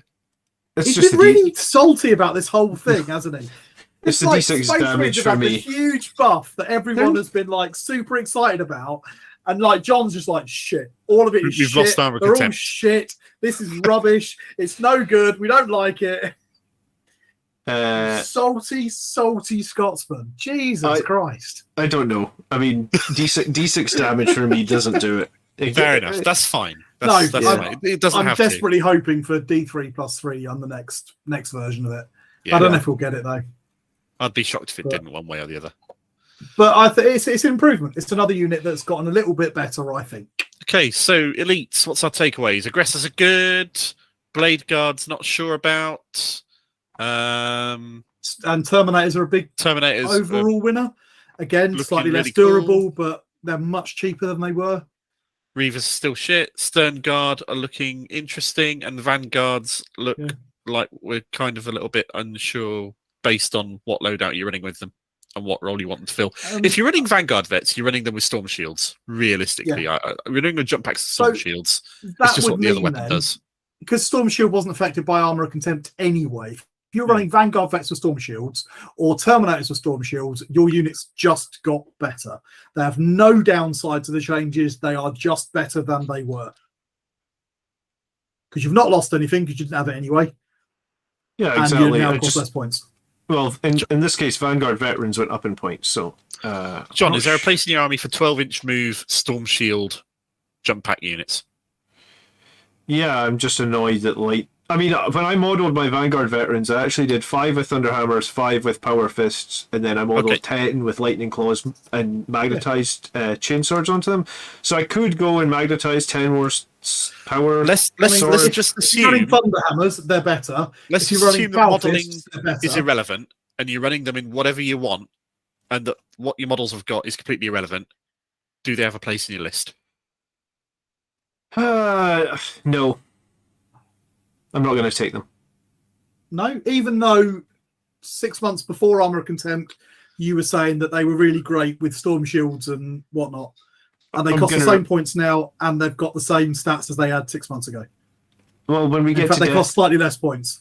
When we get to Death Company and we can have a 105-point Death Company squad that has 5 Infernal Pistols and 5 Power Swords, I don't see how these guys can compare to that. Well, they're just more durable, aren't they? And if you're not playing Blood Angels, then their selling point is mobile durability, not hitting power. Sure, I think I'll just have hitting power on one unit and I'll have a Terminator squad that's nice and cheap as my durable unit. Cool, perfectly fair. Fair enough. All right. Fast attack. Assault squads are essentially what they were previously, which was great, but every one of their upgrades that did cost points, the Eviscerator, the Melter Gun, the Thunderhammer, and a couple of other things that nobody ever took, are now free. So your Assault squad is 90 points for 5, period, no matter what they're loaded out with. It's brilliant. Yeah, I mean, Assault Squad's got a good buff. Some people were already running them. I guess they're going to have to remodel a bunch of them, but yeah, they got a good buff. I like the buff to Assault Squads. Yeah. I think we kind of have to accept that remodeling is a thing, and Workshop want people to spend money, because that's sort of the way of the business. Sure. Attack bikes, multi-melters are now free. So 50 points for an attack bike multi-melter. Yeah, I mean, I like it. I think that they could have... We're going to get to the same problem when we speak about Inceptors in 2 seconds, so I'll keep my point till then. All right, okay. Yeah. Bike squads upgrades are now almost all free. So 90 points for 3 bikes with... You were really thinking about running these, Mark. Has this improved your thoughts of that? Or So it's a toss-up between them and an assault squad for me. at 90 points for 3 bikes, 90 points for 5 assault marines with jump packs. Bikes are a little bit faster. They're a little bit more resilient. Assault squads could potentially be a little bit more mobile due to the fact they can ignore terrain with the fly keyword. But the thing that sold me on an assault squad rather than a bike squad was due to the restrictions of the detachment I was taking. I had limited fast attack slots, and I could fit 10 assault squad models in one slot and combat squad them. Yeah. So if I've got all the fast attack slots in the world that I don't care about, then bikes become a little bit more interesting. 3 melter guns, 90 points. 3 plasma guns, 90 points. 3 gav guns, 90 points. Yeah, I mean, bikes got better for sure. All of them have chainswords. Yeah. Okay. I don't think they're tasty. Did we almost skip over attack bikes? No, I mentioned them very briefly. Should John wanted to put a pin in it until we got to Inceptors, which we're about to do. Oh, right. Okay, fair enough. All right. I like the fact they dropped 10 points. Yeah, absolutely. I mean, multi-melter attack bites have been popular in Blood Angels for a while now, so them just becoming cheaper is great. Their durability going down, losing armor contempt is irrelevant because you always took them for their hitting power, not for the fact that they can take damage. And you took them before armor of contempt, and now we're taking them maybe afterwards. So Inceptors. I like the change to Inceptors a lot, but I think it makes no sense that Bolter Inceptors cost the same as Plasma Inceptors. They're just not as good. Bolter Inceptors should have been 30, and there could have been 10 points per plasma. Like, it makes no sense. Okay. However, I mean, I'm going to run Plasma Inceptors for the first time in 6 months tomorrow. 5 Plasma Scepters, 200 points, used to be 300 points. Yeah, so I mean, I'm going to run... That's a big job, isn't it? Yeah. I'm going to run Plasma Scepters for the first time in probably like 2 years tomorrow. So I think 30 might be a bit too cheap for Bolter Inceptors because that's the same price as an Aggressor. It's a lot faster and it's got a similar amount of firepower. But if you said, say, 35 for a Bolter and 45 for a Plasma, that'd be about fair. Yeah. All right, there's a massive ongoing argument in chat that's been going on since we started talking about Terminators and Blade Guard about the 2 units, and that's all that's being talked about at the moment. All right. I mean, there's a video on my channel that does the math hammer. No, that's fair enough. That's going on. Ultimately, some things will appeal to some people's playing style and some people won't. Yeah. And it's the same people arguing on both sides that always argue on both sides. So that's why I've been pretty much ignoring it, to be honest. Fair enough. I'm very tired. We're not just ignoring you, Rez. Your opinions are valid and great, but sometimes what works for you doesn't work for everybody. And likewise, vice versa, what works for us doesn't work for you, which is cool. The only thing that maybe gives the Blade Guard veterans some play now is the fact the Impulsors went down to a reasonable points cost and they get their shield dome built in for free. So you can bring it on. I was going to talk about this later, but I might actually finally buy and build an Impulsor. Yeah, I mean, I don't even own one. That gives the Blade Guard some play, I feel like. But if you're playing into like really high competitive lists, and you have all jump units except, let's say, your Blade Guard, then typically they just don't work. Generally, I prefer Deep Strike over... For chat, Turkey, Blade Guard do 2 things that Terminators don't. They've got 1 more inch of movement, and you can use Transhuman on them. That's basically it. They also don't hit quite as hard. Gun. It's a shit gun, but they do have a gun. Their armor save is inherently a bit worse. You can use them to hold a backfield objective. That was something you could do before because you can take them in squads of 3. Yeah. I think with the changes to troops, especially infiltrators on the Helix Gauntlet, I think that becomes much less important. Because I think go on.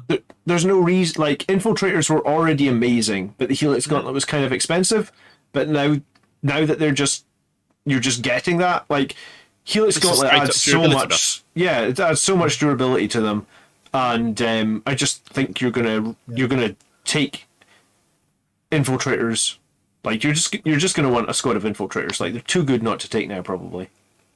And I think, especially with the gone of even with whatever Armor Contempt's gone, 1-up save, Assault Terminators, Deep Striking to me is more useful than 2-up save, Blade Guard walking, But I need to jump in here because Mike has just said something that's totally wrong, and I try not to get like baited. But Mike, you're wrong. You absolutely do have to supercharge them, because if you take a plasma weapon and you don't supercharge it, you're wrong. You really don't have to supercharge. Ignore Tony. That's the wussy way out. You know, we don't do that. It's like if you take Mephiston and you fire his pistol and you don't fire it on supercharge. If I want to kill a mosquito, I don't swing a thunderhammer at it. I'll do the minimum force necessary to kill a mosquito. I'll swing a thunderhammer at it. Yeah, okay. Right, fair enough. Invader There's ATVs. No kill like overkill. Invader ATVs have gone down with multi-melter to 70 points, which doesn't matter in the slightest because attack like multi-melters are 50 points, so nobody cares. Yeah, no one's really running. I'm going to run one of these soon. Yeah, I want to buy one when soon. It turns up in the magazine. Yeah. Yeah, that's fair. I've got one, so I might as well. Land speeders are now 60 points with a multi-melter. I Used thought to they be were 70 great with a 70 multi-melter. points. Yeah. So 10 points cheaper, 60 points. That's the same price we were playing for attack bikes with it. Yeah, it is. And yeah, I've always loved land speeders, and I think they've just gotten a little bit better. Land speeder tornadoes are 70 points across the board. And again, cool. Hang on. Yeah, 70 points. So their guns don't cost anything anymore. Yeah, so they're going to. That is a big buff for them, because that was the big problem with the land speeder tornadoes. They were way too many points. But now you're paying the same tornado's a price double gun one, and the regular land speeder's got one gun, and the tornado's got two, so right? If you don't mind the price you were paying for your regular land speeder, now you get free assault cannon essentially with an assault cannon on it. Yeah, and Armor of Contempt did nothing for them anyway. They died the second a stiff breeze hits them, so that's a buff for land speeders. Yeah, absolutely. Typhoon at 100 is basically that's not changed. 40 points more than a regular land speeder for a 2-shot missile launcher, which is shit. It was rubbish before; it's still rubbish now. Outriders at 35, so 3 of them for 105 points. They're almost back to what they cost when they launched. They're almost back there. Are they? What were they launched? I thought they were 45 when they launched. I think they were 30 when they launched. They went up like 3 times, and then they went down like 2 times. If I'm taking bikes, I'm still going to take firstborn bikes over Outriders, I think. Yeah, the no weapon options is the problem with Outriders. They're trash. Put them in the bucket. Put them in the bucket. Hang on, I'm going to find my... I can't find the damn Space Marine Codex. That's a lot. Scout bikes, 30 points, hasn't changed, but all their upgrades are now free. Nobody was taking scout bikes before. They're probably not now. No. I don't see any real reason why you would. No. If you loaded them up with shotguns and bolter guns and stuff, you used to get a fair bit of anti-infantry fire out of them, but you can still get that with other things at the moment. So Outriders, when they came out, were 45 points a model. They were not. 10 points cheaper. They were. I've just looked in the book. Where are they? Is that this edition or the first? This is the 9th edition book. Space Marines. Were Outriders 9th edition or Outriders 8th edition? I don't know. No, they were 9th edition because they come in the box set. The Indomitus, didn't they? Yeah, of course they did. You're right. Yeah. So they came out at 45 points a model. So they're 10 points cheaper than they were at release. Because they went up to 50 for a while and everyone was like, what the fuck? I was going to say, I thought they were trash. Like, if you told me they were 30 points a model, I'd been like, they're trash. Okay. Which Storm Speeder have you got, John? I have the Hail Strike, and it's the one... the Hammer Strike, and it's the one that's gone down the most points. It's gone down Hammer 20. Strike is now 125 points. Which is interesting. I mean, that's not bad. How do you feel about that? I think I'd still run 2 land speeders, annoyingly.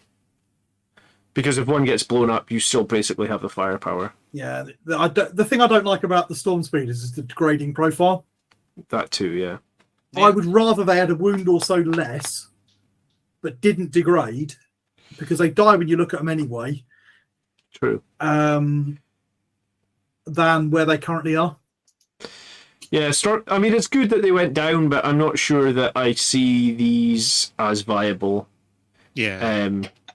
I'm gonna tell you the same thing when we get to the Gladiator heavy tanks, which do you know what's surprising? I think they're ludicrously cheap now, but we'll get to that in a minute. We will do, sure. Yeah. Okay, let's move on. All right, final fast attack is suppressors went down from 100 to 90, and still no one gives a fuck. Yeah, they're still not viable. So still their biggest problem. Their guns need to be assault. Make their guns assault, and then they'll be at 90 points. If their guns were assault, maybe you'd run them. Yes. Heavy support. Centurion Devastators are now 70 points a model with 3 guns across the board. So if you were taking las cannons, it's no change. Yeah. Is that right? Yeah. But if you're taking anything else, they've just gotten more expensive. No, because they ran 2 las cannons, so they would have been okay. 85. So if you're running 2 las cannons, they're now down to 70. So yeah, they've just it's sort of 5-point drop on the cheaper guns, and a bit more than that if you take las cannons. All right, so it's a buff. That's the problem with them is they have no core. So run them with Guilliman or don't run them, because Guilliman's still using his 8th edition rules that don't give a fuck about core. I don't think the fire support they offer is really that relevant to the Blood Angel fighting style, really. No, but if you're playing with other people, then they're not too bad. Especially now you can stick in Devastator Doctrine. If you're playing Iron Hands or Imperial Fists, they've suddenly had a bit of a boost. Absolutely. But maybe not for Blood Angel players. Devastator Squad. A Devastator Marine has gone up 5 points from 18 to 23. However, every single gun upgrade, bar 1 that they can have, is now 0 points. What's the one that they have to pay 5 points for? Multi-melters cost 10. I was going to say, it's the only gun that does better than D6 damage. They really fucking hate Marines, Well, don't it costs 20. It costs loads. They dropped it a lot, just not all of it. Well, they've dropped it more or less by the same as everything else. In fact, a couple of weapons are quite... Plasma cannons let's look at it a different way. Bad. It's not just plasma cannons, grav cannons as well. Yeah. That's not bad. Crack missiles. So 3, 5 they're not devs bad, will huh? be 115 points. All right, so 5 Devastators with 4 plasma cannons I can get on board with. Yep. Yeah. That Especially for your Dark Angels. And Cherub, so that's an extra shot on one of them. The turn on a turn. Or even, to be honest, 4 las cannons. I know D6 damage is swingy, but if you're shooting 4 of them for 105 points, They will 5 still of hit on, them once. They will still hit on 4s because they're moving and shooting.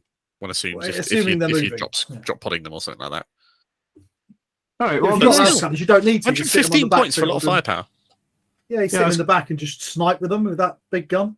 sit them on a building somewhere with 48-inch las cannons. Sure, okay, I'm on board with that. For Or 105 buy a points. bunker for a few points. Yeah. Oh, yeah, absolutely.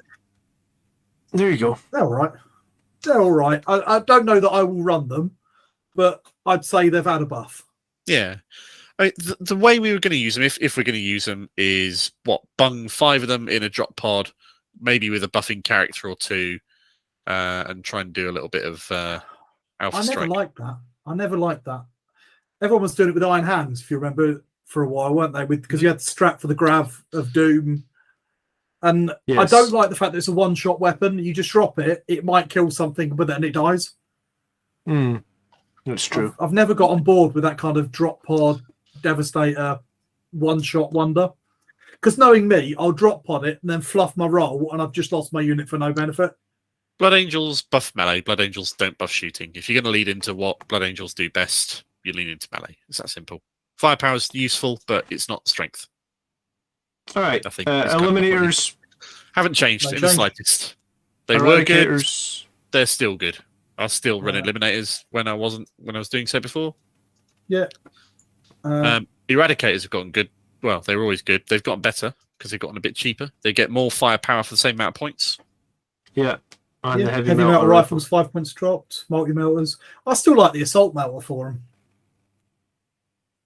I've always liked the fact that you can advance and fire still, because when I tried them with the heavy melter rifles, I always managed to get them in a stupid spot where they had nothing to shoot at. Whereas at least if you can advance, you can still maybe... it's not as good a shot, but at least you get Their a lack shot. of mobility was the reason why we were always interested in running attack bite multi-melters instead of Eradicators. And that tactical decision hasn't changed. Yeah. Fire strike turbo turrets, nobody cares. I shouldn't brush it off like that. To be fair, don't really care. when we looked at them, we said if the Las Talon was free as well as the autocannon thing, that they might be worth considering for 80 points. All right, and so now 80 the points of last Talon is free. Have you got the last Talon stats handy, John? Yeah, it's 4 shots, and it's strength 9 minus 3d6 damage. It's obviously a heavy weapon. D6. The most interesting play I can see here, actually, with the Fire Strike servo turret is reserve it. So you're just bringing in a 4-shot las cannon wherever Anywhere the fuck you want from strategic reserves. 80 points. Does it count as a vehicle? It's not Yes. infantry. So it has a 2-up ballistic skill. So, I mean, I've got one of these that I built with a las talon. I don't know why the fuck I did, but I did build it that way. So News just in, the fire strikes of last Talon's not completely shit anymore. yeah, I mean, like, I just bring it in where an enemy character is the closest model to it, right? And then just say, well, I'm just Then gonna just shoot the fucking fuck out of it. shoot you 4 times with ballistic skill 2 plus. I should probably hit all 3 or 4 times, and then good luck against my strength 9. Yeah, which is your strength 9 last, so it's probably hitting on 2s, winning on 2s, and then every time they save, you're just rolling a d6 and crossing your fingers. I mean, sure, These are due in the Imperium magazine soon, aren't they? If they haven't already come out. Well, yeah. So I'm going to run one because you get one with the magazine. Do you get both weapon options with the magazine? Yeah, I think so. You will do. Oh, cool. I didn't know that. Okay, right. So gladiators. Is Highland in the chat? I have no idea. There's 71 people. There's fucking 71 people in the chat. And we've still only got 7 likes. We've still only got 7 likks, people. Come on. We've got 52 on my screen. Have we? Oh, is mine not refreshing? Yeah. If you don't refresh it, it doesn't update. Oh, Okay. 52. All right. That's less worrying. So gladiators. The Gladiator Reaper is 150 points for a lot of shots. I don't really care. No, I'm sorry. I've run the Reaper now, and there's a great danger that it just gets blown up in one turn, and it's not survivable, and that was with Armor of Contempt. So I think now, does Psychic Fortress doesn't care about core units, right? It's just any unit. No, it's everything. It's everything. Okay, so if you run Psychic Fortress, you may run a Gladiator. If you do not run Psychic Fortress, do not waste, like, whatever this is, 120, 300 points on Gladiators. It's pointless. Gladiator Lancer. I like a lot more at 125. Yeah, I do. So that's the one with the big laser destroyer That's on it the as well, isn't it? huge laser that hits on 2s and does a lot of damage. Well, D3 plus 3, but it gets 2 shots. Yeah. 125 points. I think that'll wreck tough to face say. in Iron Hands, and it'll probably do quite well in a lot of other chapters, but that's not bad fire support. It's not the best for us, but that doesn't seem bad for 125 points. That's the same price as a Predator Annihilator. I think you could make that work, but I think you'd want to run 2 or 3 of them. Like, I don't think a single one works, but 3 of them works, maybe. I mean, especially again if you're playing Iron Hands. And I mean, I guess you get Smokescreen for free now. You get a Rocket Pod for free. You get a Heavy Stabber for free. Because 3 Lancers could work. Yeah, I mean, maybe. But my problem is, like, so I ran a Gladiator into Votan, and Votan just killed it instantly. And that was with Armor of Contempt. And that was with me trying to keep it out of range of most of their shit as well. So it was like 2 Votan units just shot it. Instantly dead. So I just don't know if I would run. I just don't think the Reapers are really a viable unit. I think my go-to heavy slot stuff for Blood Angels will remain a Whirlwind and 1 or 2 Eliminators. So do I want to swap out an Eliminator for something? I don't know. I don't think the Lancer is awful, to be honest. I think it's all right. Oh, back in 1 second, guys. Yeah, no worries. I think it's better. It's better for other chapters than ours, but I don't think it's a bad spend of 125 points. Stephen in chat says Whirlwind with the better gun now too. You're right. The higher strength gun is now free, which is good. But if you're firing indirect, you just want to hit something if you're using the stratagem, at which point more shots is preferable. So just take the one that is cheaper, or is now the same price, and does more shots and more chances to hit. Yeah. Because that way your suppressing fire has got more chances to actually affect that which you're shooting at. Hell Blasters have gone down from 33 to 30, and the plasma pistol. They have a plasma pistol. Yeah, the sergeant can take a plasma pistol, I think. Oh, why would you do that when you've actually got a bloody great big plasma gun?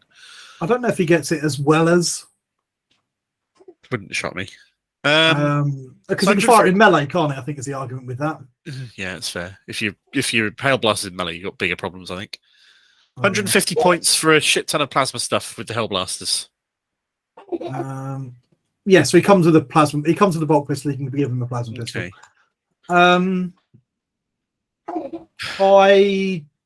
It would have been good if Inceptors with plasma hadn't also changed to be insanely useful to us. Yeah, I don't like the fact that I'm still almost certainly just going to kill myself with it immediately. There's an argument which I've been considering for the last year or so now of bunging Hellblasters in a bunker, similar to how I mentioned with the Devastators, but I still don't think it's. Well, we joked about it once on a stream, didn't we? About the idea of putting a big red bunker up with a million Hellblasters in it. Oh, I put serious effort into making that work, and the limitations of how many units you could have, and the fact that you can't buff models while they're inside it, just basically put paid to it. I couldn't practically make any real use out of it, which is a real shame.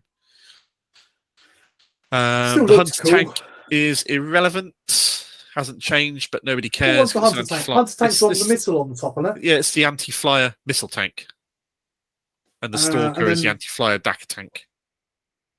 Yeah, I always thought the Stalker looked cool. Oh, the Stalker looks really cool. I love it. Guys, just push on. I'm going to be AFK for like 5-10 minutes. I got a bit of a problem with one of the kids. Okay. No worries. Do what you need to. Sorry. Land Raiders, Tony. Yes. 245 points for Land Raiders of any basic plastic flavour with all of the upgrades. I don't think they're worth it, and I hate saying that. When they were 2-up save Armour of Contempt 245 points, even though you had to pay extra if you wanted the extra guns, then I think they were worth it. But I think the benefit of getting a free Stormbolter on the top and multi-melter and missile. Well, I think you can only take the multi-melter for it's multi-melter or Stormbolter. Yeah. So it's a pintle weapon. Yeah, but I didn't think all the chapters could take that. I thought that was in Mephiston's one. I'm fairly sure that everyone would do it. I don't think it's worth it. They weren't really worth it with Armour of Contempt. They're not worth it now for the same problem they've always had, in that if you've got a gun platform tank, you don't want to drive it forward and get it tagged in melee. Yeah. If you've got a shooty tank, you don't want to pay a lot of points for a big stack of transport capacity. And now they're significantly less durable than they were for the same price. They're really not worth it. Mike in chat is looking at the video and the page from the points value, and he keeps trying to scroll down on the video, and it's failing for him, and he's wondering why. Brilliant, dude. Predators are where we start getting some interesting stuff happen. Yes.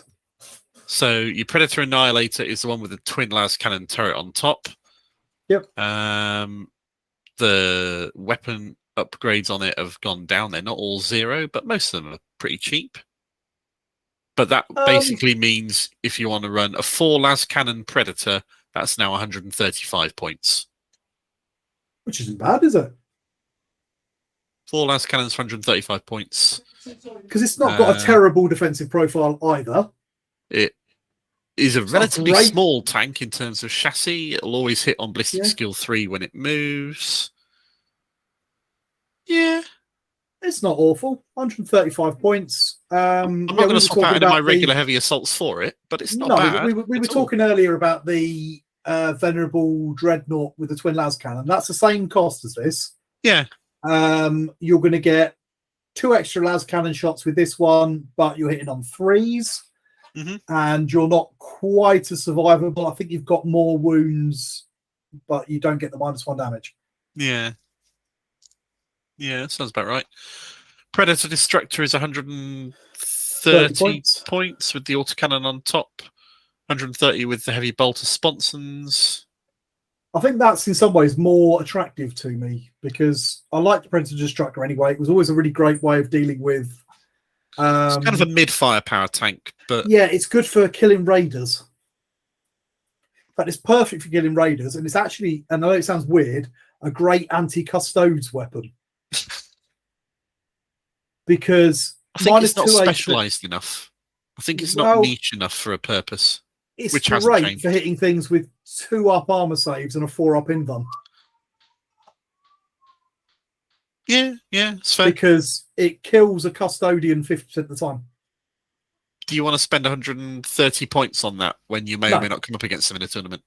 No, but again, it's good for killing transports. It's got a fair amount of DACA. I don't think it's terrible. I think that dropping it basically 30 points is not bad. It's fair enough. I still don't think they're good, but I do think that's an improvement.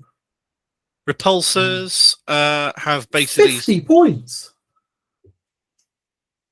50 points. And are you going to run one? No, not a chance. But 50 points, 3 Las Talon, 3 Onslaught Gatling Cannon, 3 Twin Las Cannons, 220 points. I'm not going to run one. It's got too many guns and they're pointing in stupid directions. It's an ugly model. But 50 points cheaper. I mean, what's the stats? I haven't even looked at it for so long. I can't remember what the stats are on it. Fair enough.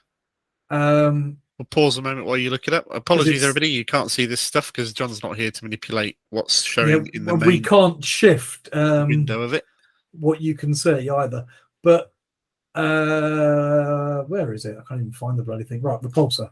Here we go. So what we got for 220 points, you get toughness 8, which is nice. 16 wounds, nice. 3 up save. Then you've got a ridiculous pile of guns and some transport capacity that you don't want for the same reason you didn't want a Land Raider with transport capacity. Yep. Yeah, okay. All I right. think that's it's better than it was. Same price if you think about it as a Leviathan Dreadnought now. What about the Executioner? That's got the big gun on top. Yep, at 250 with everything you could possibly give it. So we're talking slightly cheaper than a Land Raider. Let's try and think of it that way. No, it's 5 points more expensive than Land Raider now. Oh, sorry, 5 points more expensive than Land Raider. What do you get? Same toughness, but a slightly worse armor save. You get what's this big gun? Okay, so you can have the heavy onslaught cannon, which you probably don't want to do because now the laser destroyer is free. Yep. And the laser destroyer gets you heavy 2, strength 12, D3 plus 3, 2 shots. Hitting on threes. Hitting on 3s. Is it hitting on 3s or does it get a hitting on 2s thing? No. Oh. No, it doesn't. Yes, it does. +1 to its attack roll with its macroplasma or laser destroyer. Not for 250 points. I mean, it's a strong gun. I'd rather take 250 points. That's the same price as 2 gladiators. Yeah, 2 with the gladiator laser lances. destroyer. Yeah. So I'd take those over that in a I'll heartbeat. take that. All right, you lose the transport capacity that you don't want. Boo-hoo. And some random incidental guns up pointing in the wrong direction. But it's all academics, so I'm not going to take it anyway. No, I'd much rather take 2 gladiator lancers or whatever. Stalker is a tiny bit cheaper and nobody cares. Thunderfire is still exactly the same as it was, and I don't think anybody really cares. We did test the Thunderfire being potentially useful, but it's just not offering enough, really, unfortunately. The Vindicator, you get a free Stormbolter and a free Siege Shield. That's not bad. 120 points for Vindicator with Siege Shield. I was running them at 130. Not like uber competitively, but for fun. But for fun, and it was doing pretty well, especially if you brought them in multiples. But 120 points, you get your big Demolisher cannon. You've got 2 up save. You've got 8 toughness 8. You've got a decent number of wounds. If you spam 3 of them, 360 points for 3 Vindicators. When you think about it, that's a significant amount of firepower for 360 points. That's a lot. That's D18 or 3d6 strength 10 d6 damage shots on a toughness 8 platform that you can't kill all in one go with 2 up save. Because the Siege Shield buffs the save, yeah. The Whirlwind, the expensive gun has become free, but that doesn't matter because it's not optimal for the reason why you run a whirlwind, which is suppressing fire. So effectively, the whirlwind's points have not changed, except you can give it a free storm bolter, which is largely neither here nor there if you're hiding it behind a building and shooting in direct fire at stuff. But the reasons why you take it haven't changed. So yeah, whirlwind is still an auto take in my list. Yeah. I'm just having a quick look at the chat to try and catch up because Cool. Go for it. We've gotten super behind. I'm working up, so this is going to be all out of context. What we got? Jim likes the Vindicators. DTM's reminding us that putting all your guns on one vehicle is a bit more efficient for strats and buffs, which is true. If you're going to put your Tech Marine +1 ballistic skill buff on something, Fair enough. Bad. Highland's finally here. Awesome. Highland's finally here. Now we've got past the Reapers. Yeah, and said that they were all awful, and we're still not going to consider taking them. Well, there's a Vanguard veteran loadout that we didn't mention because I was too caught up in doing all the whole melee loadouts for it, which is Vanguard vet with jump pack for 23 points and 2 pistols, be they plasma pistols or infernal pistols. Would you take 5 Vanguard vets with 2 inferno pistols each for 115 points? No. I might. Absolutely not. 10 inferno pistol shots for 115 points. That's the same as 5 multi-melter shots for 105 points, or whatever it was for Devastator Squad. Except it's mobile. And, okay. And looks cool, because you got 2 pistol guys going, wee, wee, wee. No? No, I think they'll just get killed, because you can't hide them. You need to get them within 6 inches, really, to get up and get that. They'll get murdered after they jump out and shoot something. Yeah, you're absolutely right. Yeah. So I just don't think that they're quite there. Mike's moaning that hunter killer missiles are still 5 points. Fuck knows why, mate. If I'm honest, they're terrible. Right. Dedicated transports. Yep. Drop pods haven't changed. Fine. Brilliant. Whatever. Impulsors are a bit of big news now. They're 100 points no matter how you load them out. Tony, you said something about them earlier? Yeah. That's quite a bit cheaper, isn't it? Because, I mean, most people used to put the shield dome on it, so they would just consider it was 125 points, and it can only carry 5 infantry. They carry 5 non-gravis primaris, right? Yeah, yeah. Now it's 100 points to carry 5 non-gravis primaris. It's probably a good time for your Hellblasters, because they can hop out and shoot. After the impulsor is moved, which is always... Yeah, and it will give them a bit of ablative armor with a 5-up invuln on it. You could run your Blade Guard around, but of course they cannot hop out and charge. I think it might be worth another look. I think it's interesting. The points value is there. The only thing I could think of to make the most of its synergies in its transporting capacity would be Hellblasters. And I think I'd rather run Inceptors. Yeah, I just don't. I'm just looking at it. I'm just thinking, what would you transport? If it's 5 Hellblasters, then that's 250 points, right? Yeah, maybe 3. I suppose you could take 3 or 4 Blade Guard and a Judicia, or maybe that Blade, or 3 Blade Guard, a Judicia, and that Primaris Lieutenant.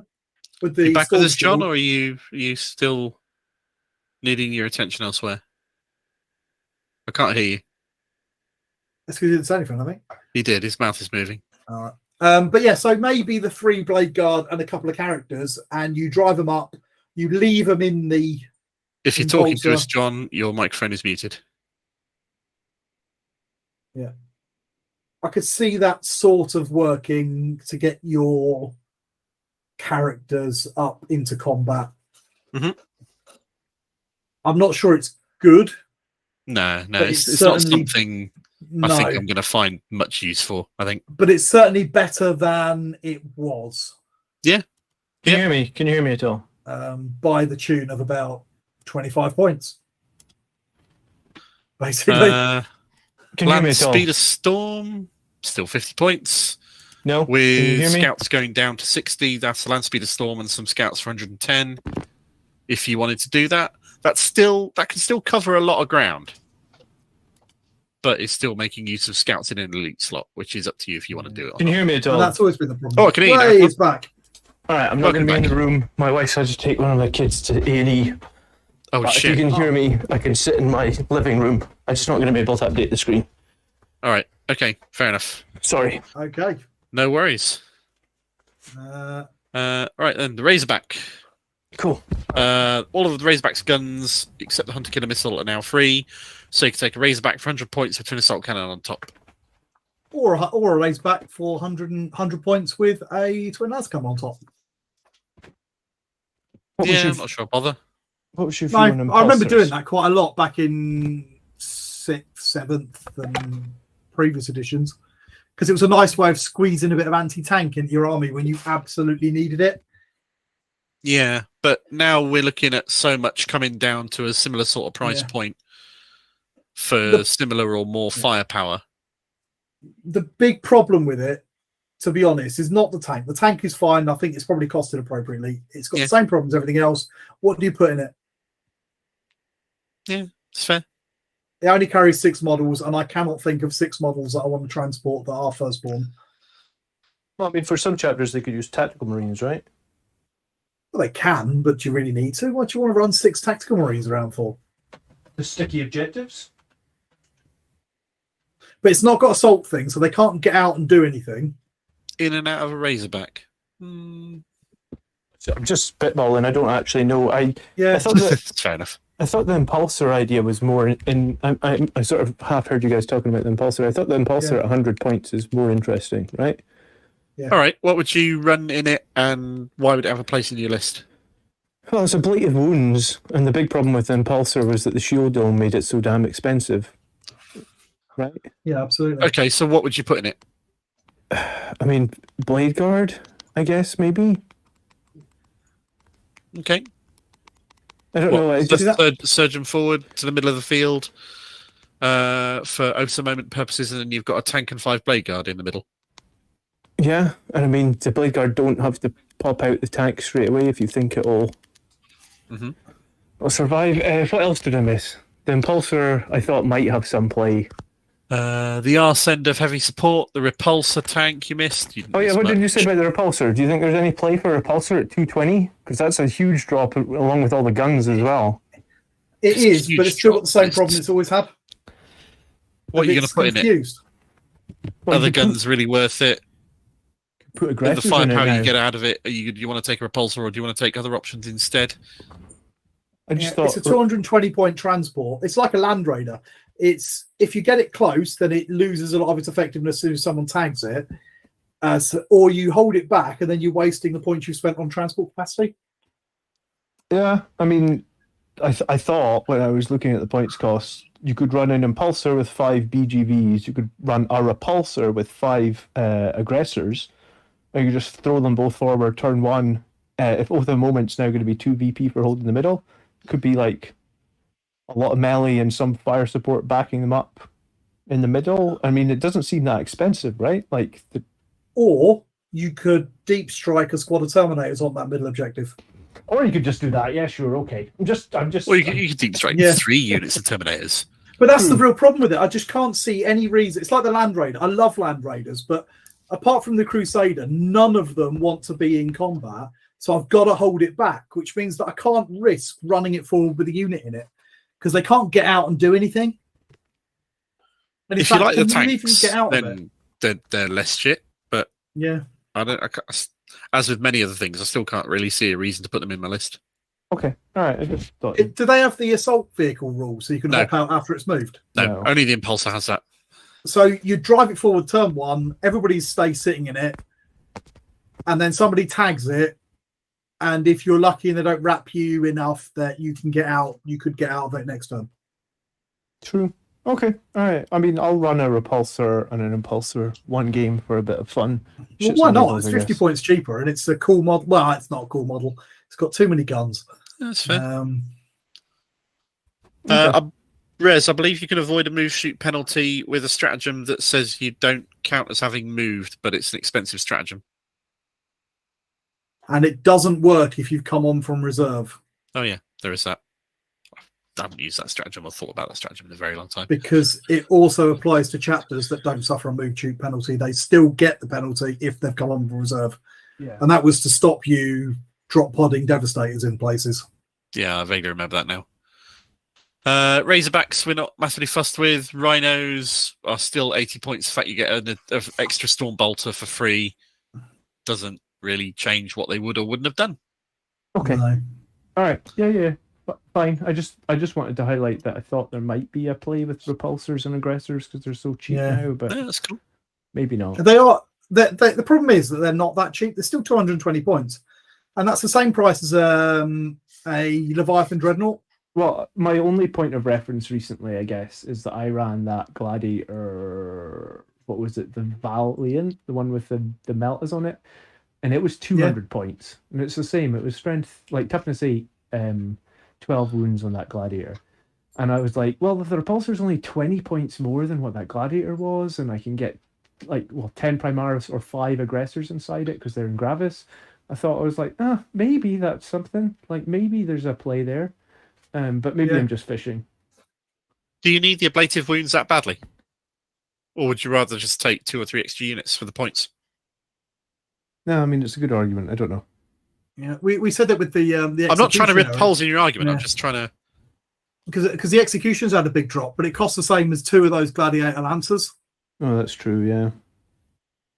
And it's got the same gun as a Gladiator Lancer. Yeah. Okay. All right, let's so move on. apart from incidental anti-infantry fire, I just can't see the point. 3 aircraft. The Storm Hawk Interceptor, the anti-air one, is now 185 points with lots of gun upgrades, and we were never taking it because it's an anti-aircraft flyer, and nobody else ran aircraft, so it was largely pointless. Yep. I don't really see that changing. The Storm Talon one, all the upgrades are now 0, so for 165 points you get a Storm Talon gunship with the twin assault cannon it comes with anyway, and either 2 assault cannons, 2 las cannons, or the Typhoon missile launcher. 165 points, 2 assault cannons, 2 las cannons. Do you know what really annoys me about this? Go on.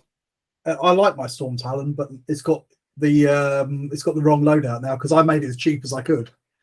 With heavy now bolts. now I could have las cannons or a Typhoon missile launcher whatever for free. That's what you get for being so cheap, huh? Yeah, because I never buy upgrades for units. I'm always such a cheap bastard. I know you never buy the upgrades. It's going to be interesting how much money GW make off people buying new stuff for all the upgrades so Absolutely. Marine armies can have.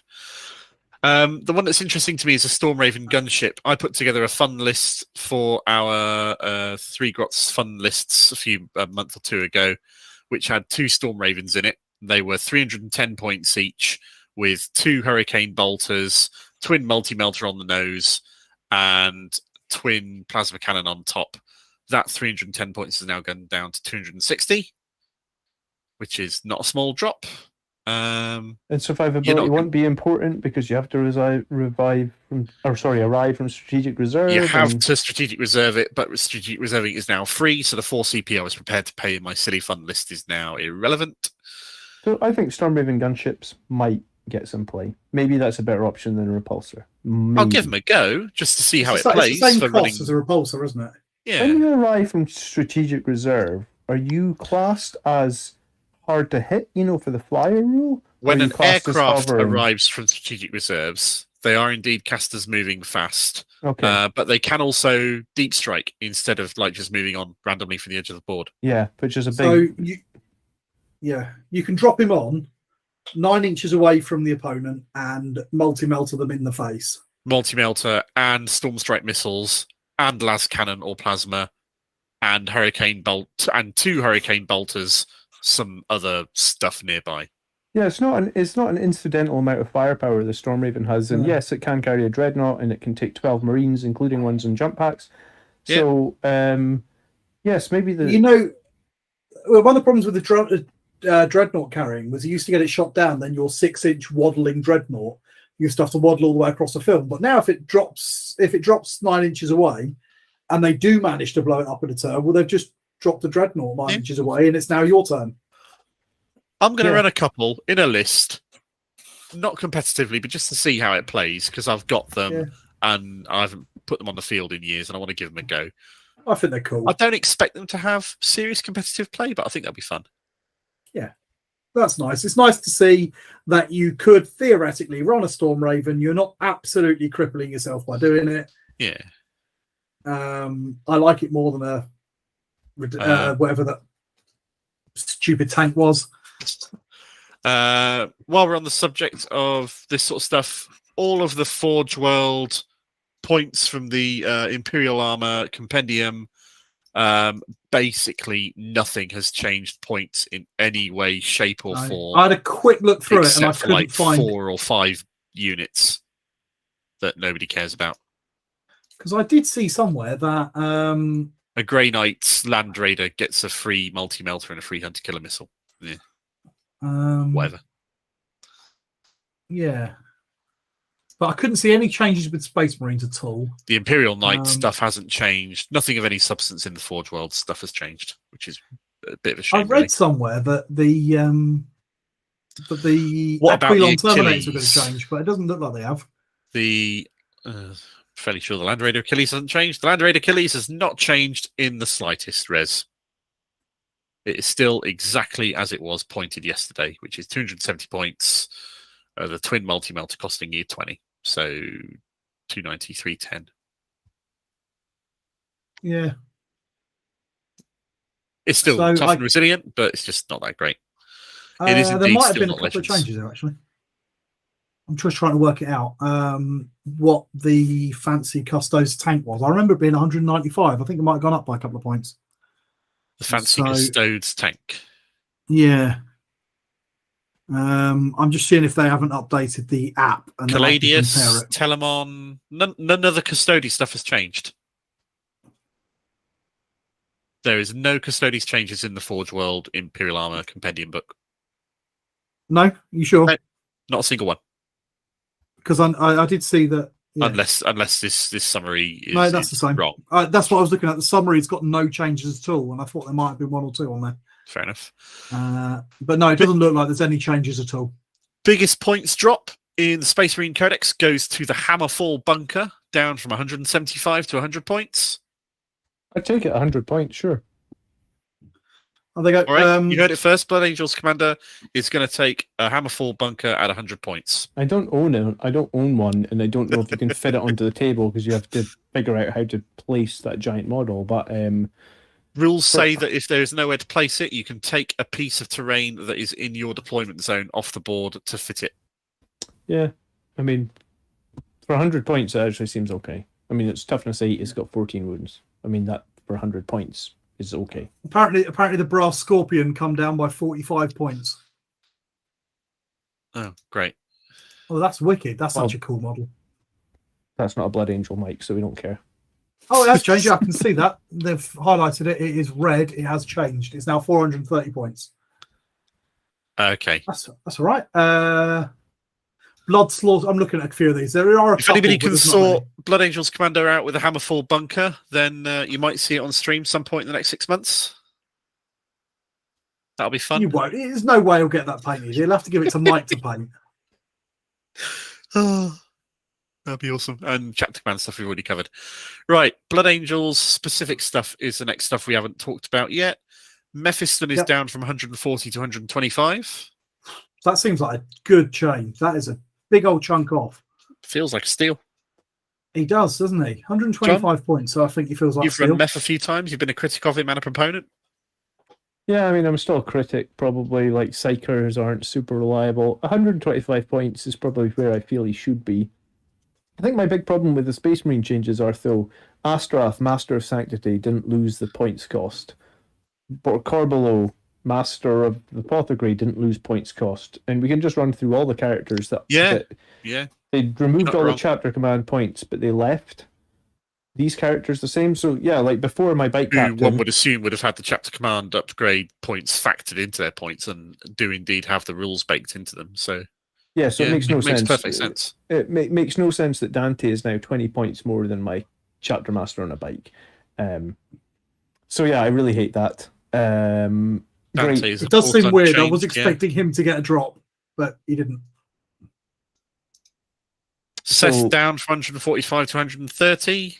Cool. Seth will be Seth, great if you're in playing boarding Flesh party. Terrors, Seth is an absolute steal.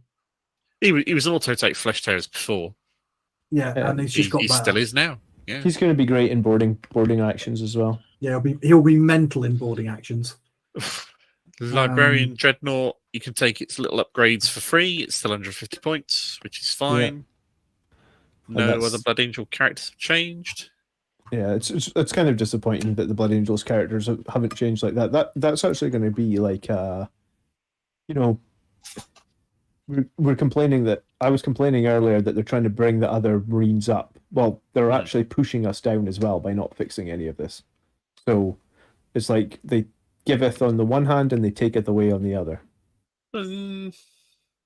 Maybe. Well, I mean, I'm not so sure. If all chapter masters are 5 points cheaper, then why isn't Dante 5 points cheaper? Because Blood Angels were doing arguably the best out of most of the Marines and didn't need the help as much as the other ones. Sure. 48% win rate is... If that's the best we can get, then I guess we'll take it, I guess, right? All right. Death Company Marines. Here's where it starts to get interesting. Have gone up. I'm going to interrupt here because Oh, yeah? for once I'm going to agree with salty Scottish boy up the top there, because I've just had a look through all the other Space Marine supplements, and all of their chapter masters have dropped by actually some of them significant chunks. Like Okay. Marnius Calgar's dropped by 20 points. I'm just trying to think who was the other ones that were doing all right. Black Templars were doing all right. Grimalda's 20 points off. Helbrecht 20 points off. Emperor's Champion 10 points off. GW have a history of not changing points for or changing rules for things that are going to be getting a new model soon. I suspect that might have something to do with it because they're like Space Wolves. Bjorn 20 points off. Literally all of their characters got a drop in points, apart from the Wolfguard Battle Leader on Thunderbat Wolf and the Wolf Lord on Thunderwolf. Every other one has got significant points drop. And they weren't doing much behind us. And I think Black Templars were doing pretty okay as well. Yes, So- Mike, I know Azrael went down in points. That is unhelpful to my point, please. Yeah. All right, so you're saying So I that does might seem be right. interesting. Well, I don't think you're Yeah, right, yeah. but I'm certainly agree that that's a point to be a little salty on. There is cool. stuff to what you're saying. I'm not disagreeing with you, but I do like counter-arguing because I do like counter-arguing in general. Yeah. It's It nothing just seems personal. weird, doesn't it?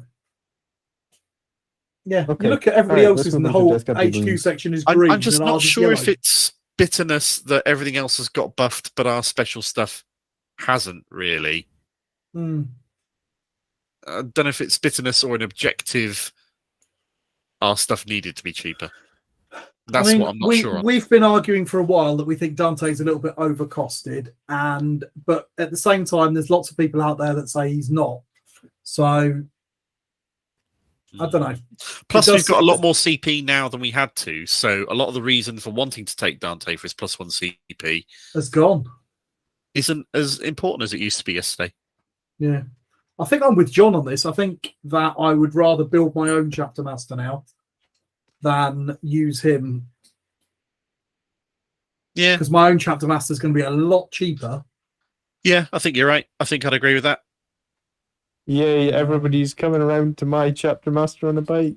Or just No, a we When go he's that having to far. run a chapter master on a bike, I was going Yeah. to say, Ooh. run one with a master That's crafted one relic step blade too there. far. And then you've Yeah. got I'm getting my chaplain on a bike back out of his. Real Blood Prime Angels Chaplain on fly. the bike. They don't drive. Ugh. What's that all about? nice. Death Company Marines have gone up from 18 to 20. So, and the jump pack hasn't changed. So 5 Death Company is now 3 points per model more expensive. No, sorry, 2 points per model more expensive than it used to be yesterday. However, Yes. the Thunderhammer has gone down from 15 to 10. And all the other special weapons have gone down by 5 points as well. Yeah, that's going to be. That's finally going to bring all those fucking hand flamers and all these random power mauls and power axes from the 90s that have sat in the back of my cupboard for 20 years onto the table. Because why would I ever run Death Company with bolt guns and chainswords anymore? They're worthless. 5 Death Company with Thunderhammers and jump packs will be 33 times 5, which is 100 and 165. 75. Yeah, 75. Sorry, you're running 5 Thunderhammers. I was thinking you're running 4. Yeah. So the 4-man Thunderhammer squad went down 10 points. Yeah. I believe, and the Infernal Pistol / Power Sword Death Company went down 50 points, which is insane. So they went down from 155 to 105. So if you haven't yet tried 5 Power Swords, 5 Infernal Pistols, and Death Company, now is the time. There's now no point to run Death Company with bolt pistols at all. There's no reason whatsoever. Just replace it with a Plasma Pistol or an Inferno Pistol, just without even thinking. And the only thought is whether you want 1 extra attack from a chainsword or you want extra AP and strength from a power sword. What about the Flamer? Hand Flamer? The Hand Flamer, shit. Strength 3. Yeah, but every model could have one. I mean, that'd be like 66 shots on every single... I don't know. Yeah, but 66 strength 3 shots. Sure, I mean, there's strength 3 Eldar, Imperial Guard. You know, there's toughness 3 stuff out there. I'm still not sure that I'd be sold on it. I feel like a hand flamer does more damage than a bolt pistol. Oh, yeah, I'll take it over a bolt pistol. Well, then, yeah, that's what I'm saying. But I wouldn't take it over an Inferno pistol or a Plasma pistol. Well, I suppose, no. But you could have one squad that's just set up for chaff killing. With the chainsword and hand flamers. Yeah, why not? They're free. Why not? Yeah. All I mean, why not? think It's about a great argument. I'm not going to. I'll bring some shit guns for doing that for me. So 115 points for 5 Death Company with jump packs, hand flamer, and chainsword for mulching hordes of guard or termagants or Gretchen or whatever. Yeah. Because it'll bounce off anything T4 or higher. Yeah, of course it will. See, the thing is with that, and why I don't like it, is but if you play against an army that doesn't have any T3 and is just T4, then they've got a unit now that is useless. Well, they're not any more useless than they were when they had bolt pistols, though, right? Because we already agreed bolt pistols did no damage. True, No, but I believe the point is that you've got a flat-out Oh. improvement if you take a Plasma Pistol or an Inferno Pistol. True. Okay, well, I mean, but if you have models... having the option is useful, yeah, I'll give you that. Every Death Company sprue that you bought in the box, and I have like 10 of them, obviously, came with 2 hand flamers. So now if you modeled any with hand flamers, you can use them, I guess. That's all I've got piles of those hand flamers in my bits box. Yeah. I feel you. Even And as the fact that the magnetized, Thunderhammer build has gone down in points for us is shocking, because that's really, really useful and it's still kind of an auto take, I'd have thought. I was going to say, those Death Company never survive a retaliation anyway. They always die, so Armor of Contempt did nothing for them. So the fact that like that one Death Company went down 50 points is huge. I kind of wish I had more. If your Death Company survive, then you're playing them wrong. Yeah, they exactly. Yeah, they don't survive. Death Company Dreadnought, all of its extra stuff went down to 0. You're still not going to run one. Unless you put it in the Stormraven. Yeah, I don't think they're too bad. I've never thought they're too bad. They're just a bit slow. It's 125 for the loadout for a non-core Death Company Dreadnought with all the bells and whistles, or would you rather run an Ironclad? I run both. When I actually did... Ironclad's 135, so it's 10 points more expensive.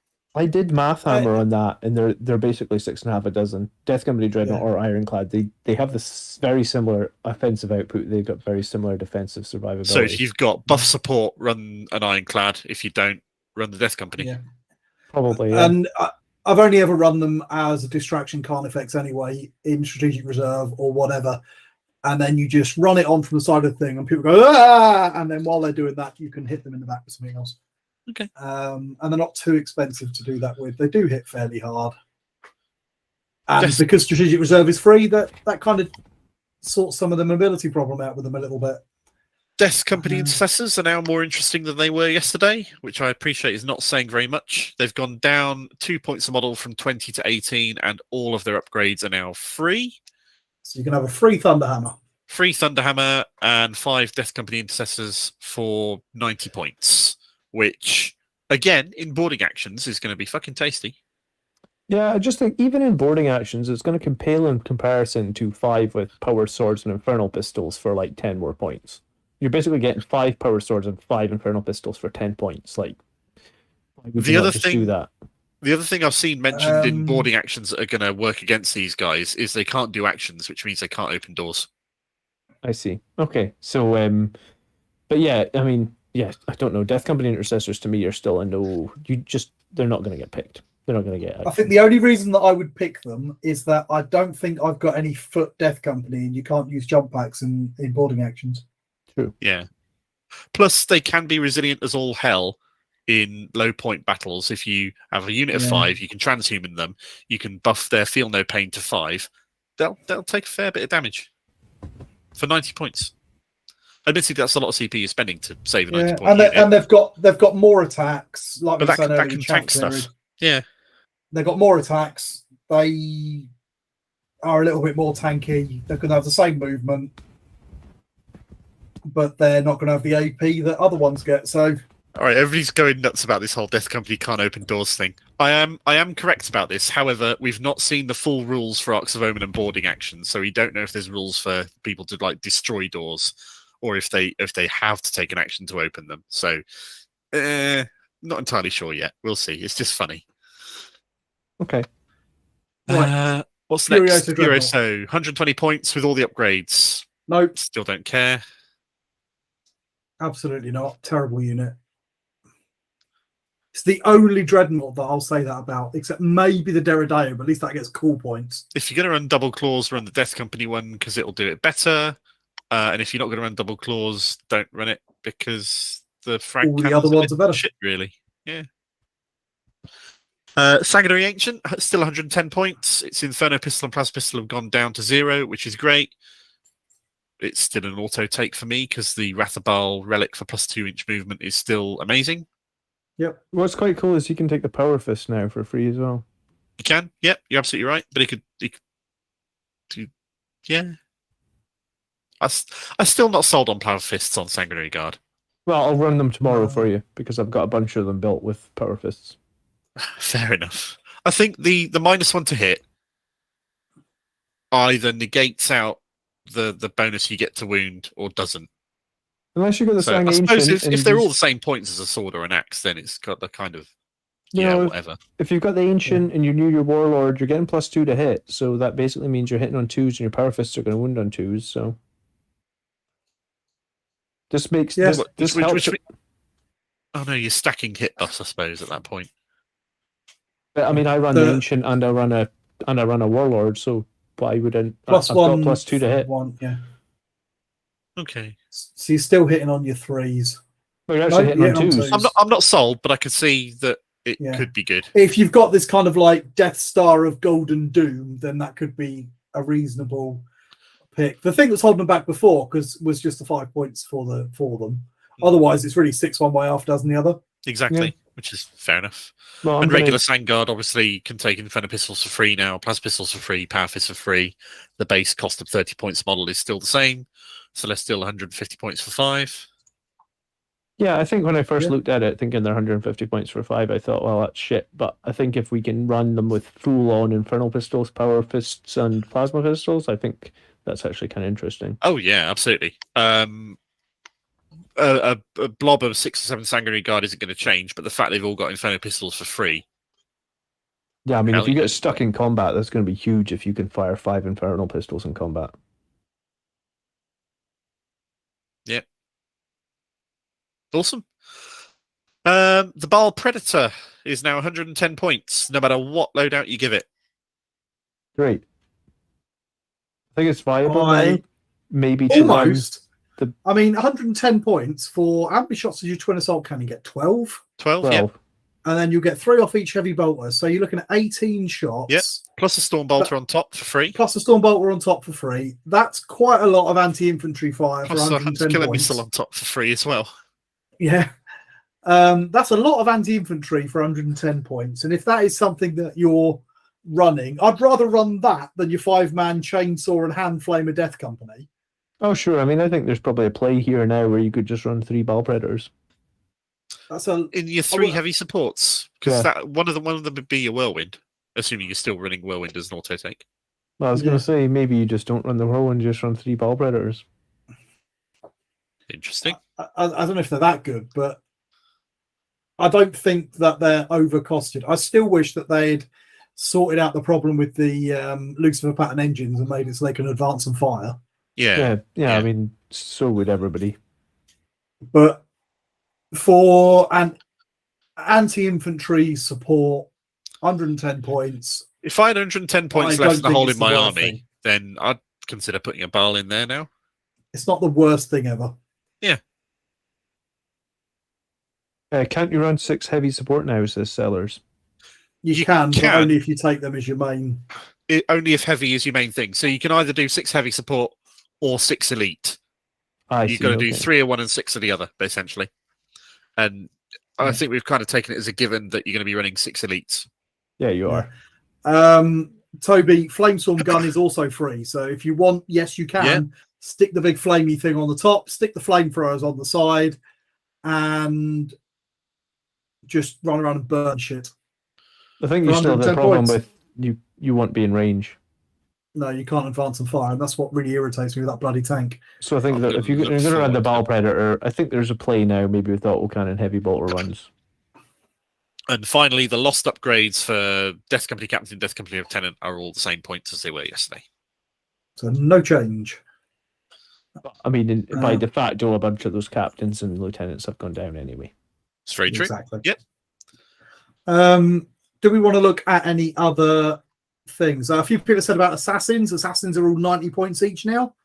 10-point drop. I'm not sure that's going to make you take one if you weren't taking one before. But if you were taking one, then you've just got 10 more points to play with. So yeah, it's not like they had an armor attempt to lose anyway. So no, so it's just 10 points better than they were. I'm just trying to think of the ones that we've done guides on. Grey Knights, they've had a few changes.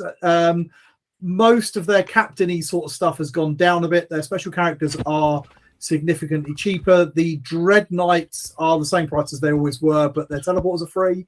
Their incredibly undercosted strike squads are now even more undercosted. Their Psy Cannon is free. They've still got to pay for the Demon Hammer, but they're only 20 points a man now, which is crazy. And their Terminator squads still have to pay for Demon Hammers, but they get their heavy weapons for free, and they're only 35 points a model now, which is not bad. Imperial Knights have not changed in the slightest. Not a single change to the entire Imperial Knight slot. No. Custodes have had a couple of changes. Not too many on points, really. Their big thing was the change to OBSEC, but all the Sisters of Silence now are a point or so cheaper. And their Land Raiders can have free Hunter Killer missiles and Storm Bolters, but other than that, no real changes. Inquisitors have not changed. If you're considering taking one, they're still exactly what they were. Chaos Space Marines, their Lords get free options and that sort of thing, same as Space Marines did. Their troops, their Legionaries get free upgrades, which is good because it means we might possibly see a few actual Chaos Space Marines in Chaos Space Marines armies if we're lucky. Other has gone up 50 points. Which is right. Not many other changes looking through Chaos Space Marines. Their vehicles have all gone a little bit cheaper by dint of getting free upgrades now. One thing that should have changed but hasn't is the Helldrake is still massively overcosted, 165 points.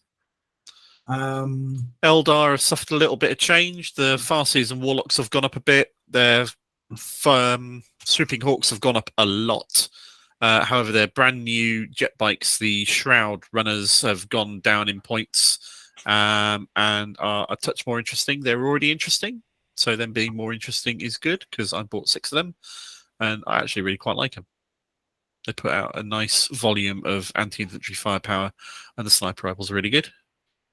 Although the webway gate that I've just bought has gone up from 80 to 100. Fair enough. Votan, minor changes. Troops gone up by a point. The Thunderkin, which was the shittest thing in the book, has gone down by 5. The Land Fortress has gone up by another 10. Ooh, that's getting expensive now. 310 points.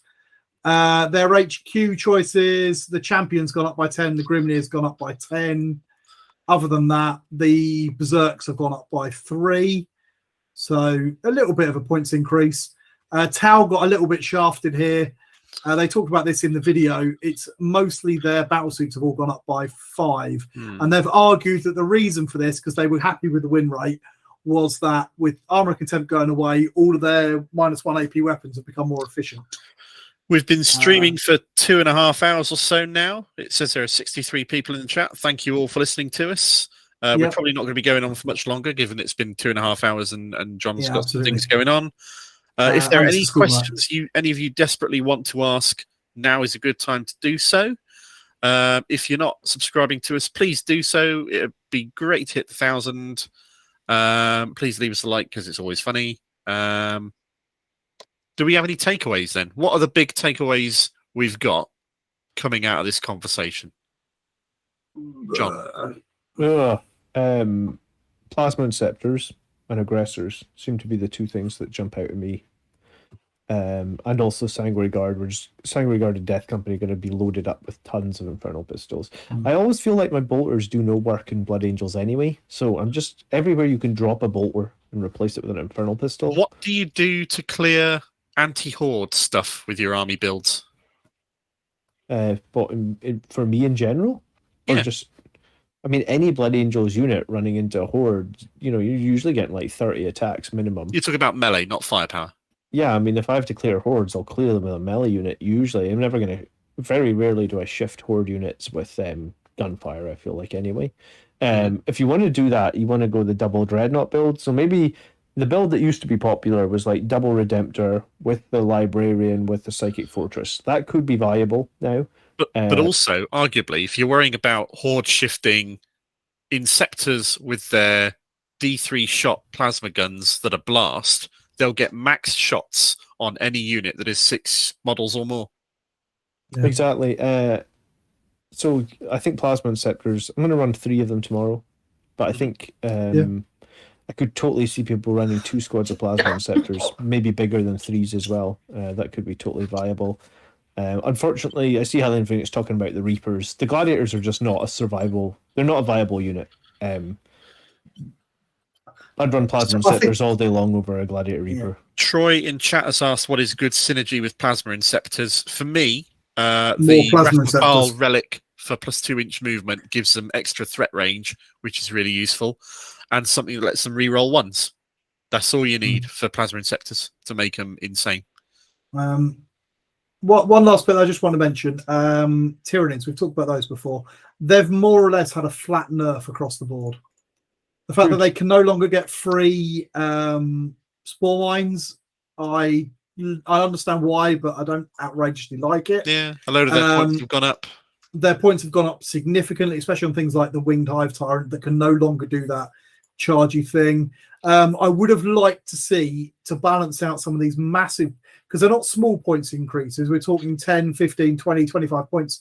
Tyranids have had nerfs leveled at them solidly for the last year, and they're still really good the tournaments. So I would have liked to have seen. I think they've got this coming. I don't care. They have, but I would have liked to have seen a little drop on some of their troops. Maybe Hormagaunts dropping, because they're 8 points at the moment, and I think they should be 6 or 7 points to try and encourage a few more interesting builds. I think I would have liked to see a little drop there, because you never see them. When was the last time you saw Hormagaunts on a field? Never. You just don't. You never see that kind of wall of Gribblies. What are your takeaways as pertains to Blood Angels, Tony? I think that we're in a pretty good position, to be honest. The overall changes have given us a nice little bit of extra points to play with. The going away of Armour of Contempt, whilst it has hurt our durability, we were never that durable anyway. We relied a lot more on positioning. If stuff wanted to kill us, it generally tends to kill us. Yeah, so all right, it's hurt the Sanguinary Garb a little bit, but most of the stuff we had that was durable is still durable. Most of the stuff that wasn't durable still isn't. But there's a lot of Armour of Contempt that's gone away, so a lot of our AP-1 stuff has now gotten more efficient. And that coupled with the price drops, I think we're in a pretty good position as Space Marines go. I still think we're probably the strongest Space Marine faction at the moment, although Iron Hands could potentially be awesome. I just don't know them well enough to call that, to be honest. Iron Hands dominated for a number of months very solidly. The end of 8, they were mental. And they could be again, potentially. I don't know. It depends on how they look, if there's something that comes out. I think Blood Angels have definitely benefited from an awful lot of points drops. I think other Marine chapters have benefited more, which is fair to them because they were doing worse. I think it's an interesting time. I think the next 6 months, this has completely shaken the meta. Totally. Nothing that was accurate yesterday is still the same. Everything's changed in relation to everything else. It's a brave new world for the next 6 months until the next book comes out. Yeah, absolutely. And what I'm really excited about is there's a few units that were absolute garbage you could never take that now you possibly could. Yeah, like Baal Predators, for example. Baal Predators being part of the conversation is just unprecedented in this edition. Yeah, I'm not saying that they're good, but the fact that you can talk about them is great. Same with the Storm Raven, same with some of the basic dreadnoughts. That we haven't and seen it looks for a like long the time. Ongoing argument about Terminators versus Blade Guard is going to be something that will keep people's blood hot for a few months now. That's the big. They're the big winners for me. Those firstborn Terminators with storm shields, you drop them into cover, right? They didn't have Armor of Contempt before anyway. You drop them into cover, they're on a 0-up save, so you have to hit them with -4 just to put them on their 4-up save. You hit them at -2, they're saving on 2s. I think that's like at 160. Like they were good enough. Like nothing really changed with them, right? They were good enough at 200 points per model, something like that. So 165, like I really think, like the game is about sitting on objectives, holding them, and taking them, and resilient infantry play into what Blood Angels do. I think that there's play now around Firstborn Terminators. Remember, I mean, get ready to take a shot, but do remember that I got to a top table and then finished third in a tournament with Terminators on my list. And both times people laughed at me. Both times people said, you don't know what the fuck you're doing with Terminators. But I mean, that was when there were 200 points plus for the squads, right? Oh, it's good whiskey. And just to make, because the Highlands talking about, you can't talk about Baal Preds and Overlook Reapers. They're flat better. They are flat better, but they're 40 points more expensive as well. And are they 40 points better? And I'm not so sure that they are. I think my problem with a Baal Predator is going to get exploded the second someone goes on it hard. The Reaper's the exact same. So would you rather have 150 points exploded or 110 points exploded? I feel like with the Baal Predators, you could have more of them, and it's less to lose, if that makes sense. Yeah, you're sort of spreading it out a little bit. An actual anti-infantry fire, it's about the same. The Reaper's got a slightly harder hitting main gun. It gets double the number. No, same hitting main gun, just gets twice the number of shots. But then it doesn't have the heavy bolters on the sides. It's got the crappy Tempest bolters instead. So I think I'm going to go away from this. I'm going to spend a bit of time with an Excel spreadsheet because it's going to be fucking ages till Battle Scribe is fully updated with all these changes in mind, because there's a lot of work for them to do. And for those who aren't aware, Battle Scribe is updated by unpaid volunteers in their free time. So don't get on their case. They'll get around to it when they get around to it. Yeah. I'm going to work out all my favorite units and some of the ones that I like the look of now. I'm going to see what their loadouts are. I'm going to math out what they look like for 5 models, for 3 models, for 10 models, and just like throw things together into a list and see how it all falls together. Probably for the next few days. Nice. Okay, and maybe we can do a video looking at lists in the next week or so. Maybe that'd be cool. Yeah, potentially. We'll see how it goes. Oh yeah, the big winner is magnets. Yeah. Magnets are the big winner. Yeah. Okay, that's what this video should be entitled. Yeah. Magnets are the big winner. Yeah. Yeah. If anybody wants recommendation for somebody to buy magnets from in the UK, then hit us up on Discord and I'm sure we can talk this shit about. All right. Is there anything Are you going to be able to turn the stream off, John? Right. So thanks very much for watching, guys. We'll see you all in the Discord. And subscribe responsibly. Yeah. Ask us all the questions you want. The Discord's really popular. There's a lot of people in there giving their 2 pence. So awesome. Thanks for joining us. Cheers, guys. I have no idea if John's going to be able to turn the stream off from wherever he is. I am just going to run upstairs real quick and turn it off. Oh, no, I'll see you next time. No problem. Thanks for understanding. No, cheers, guys. Not a problem at all. Always got to handle this sort of stuff. So the next episode we're going to do is going to be on terrain when we get around to recording it, releasing it, which will probably be about a week late now.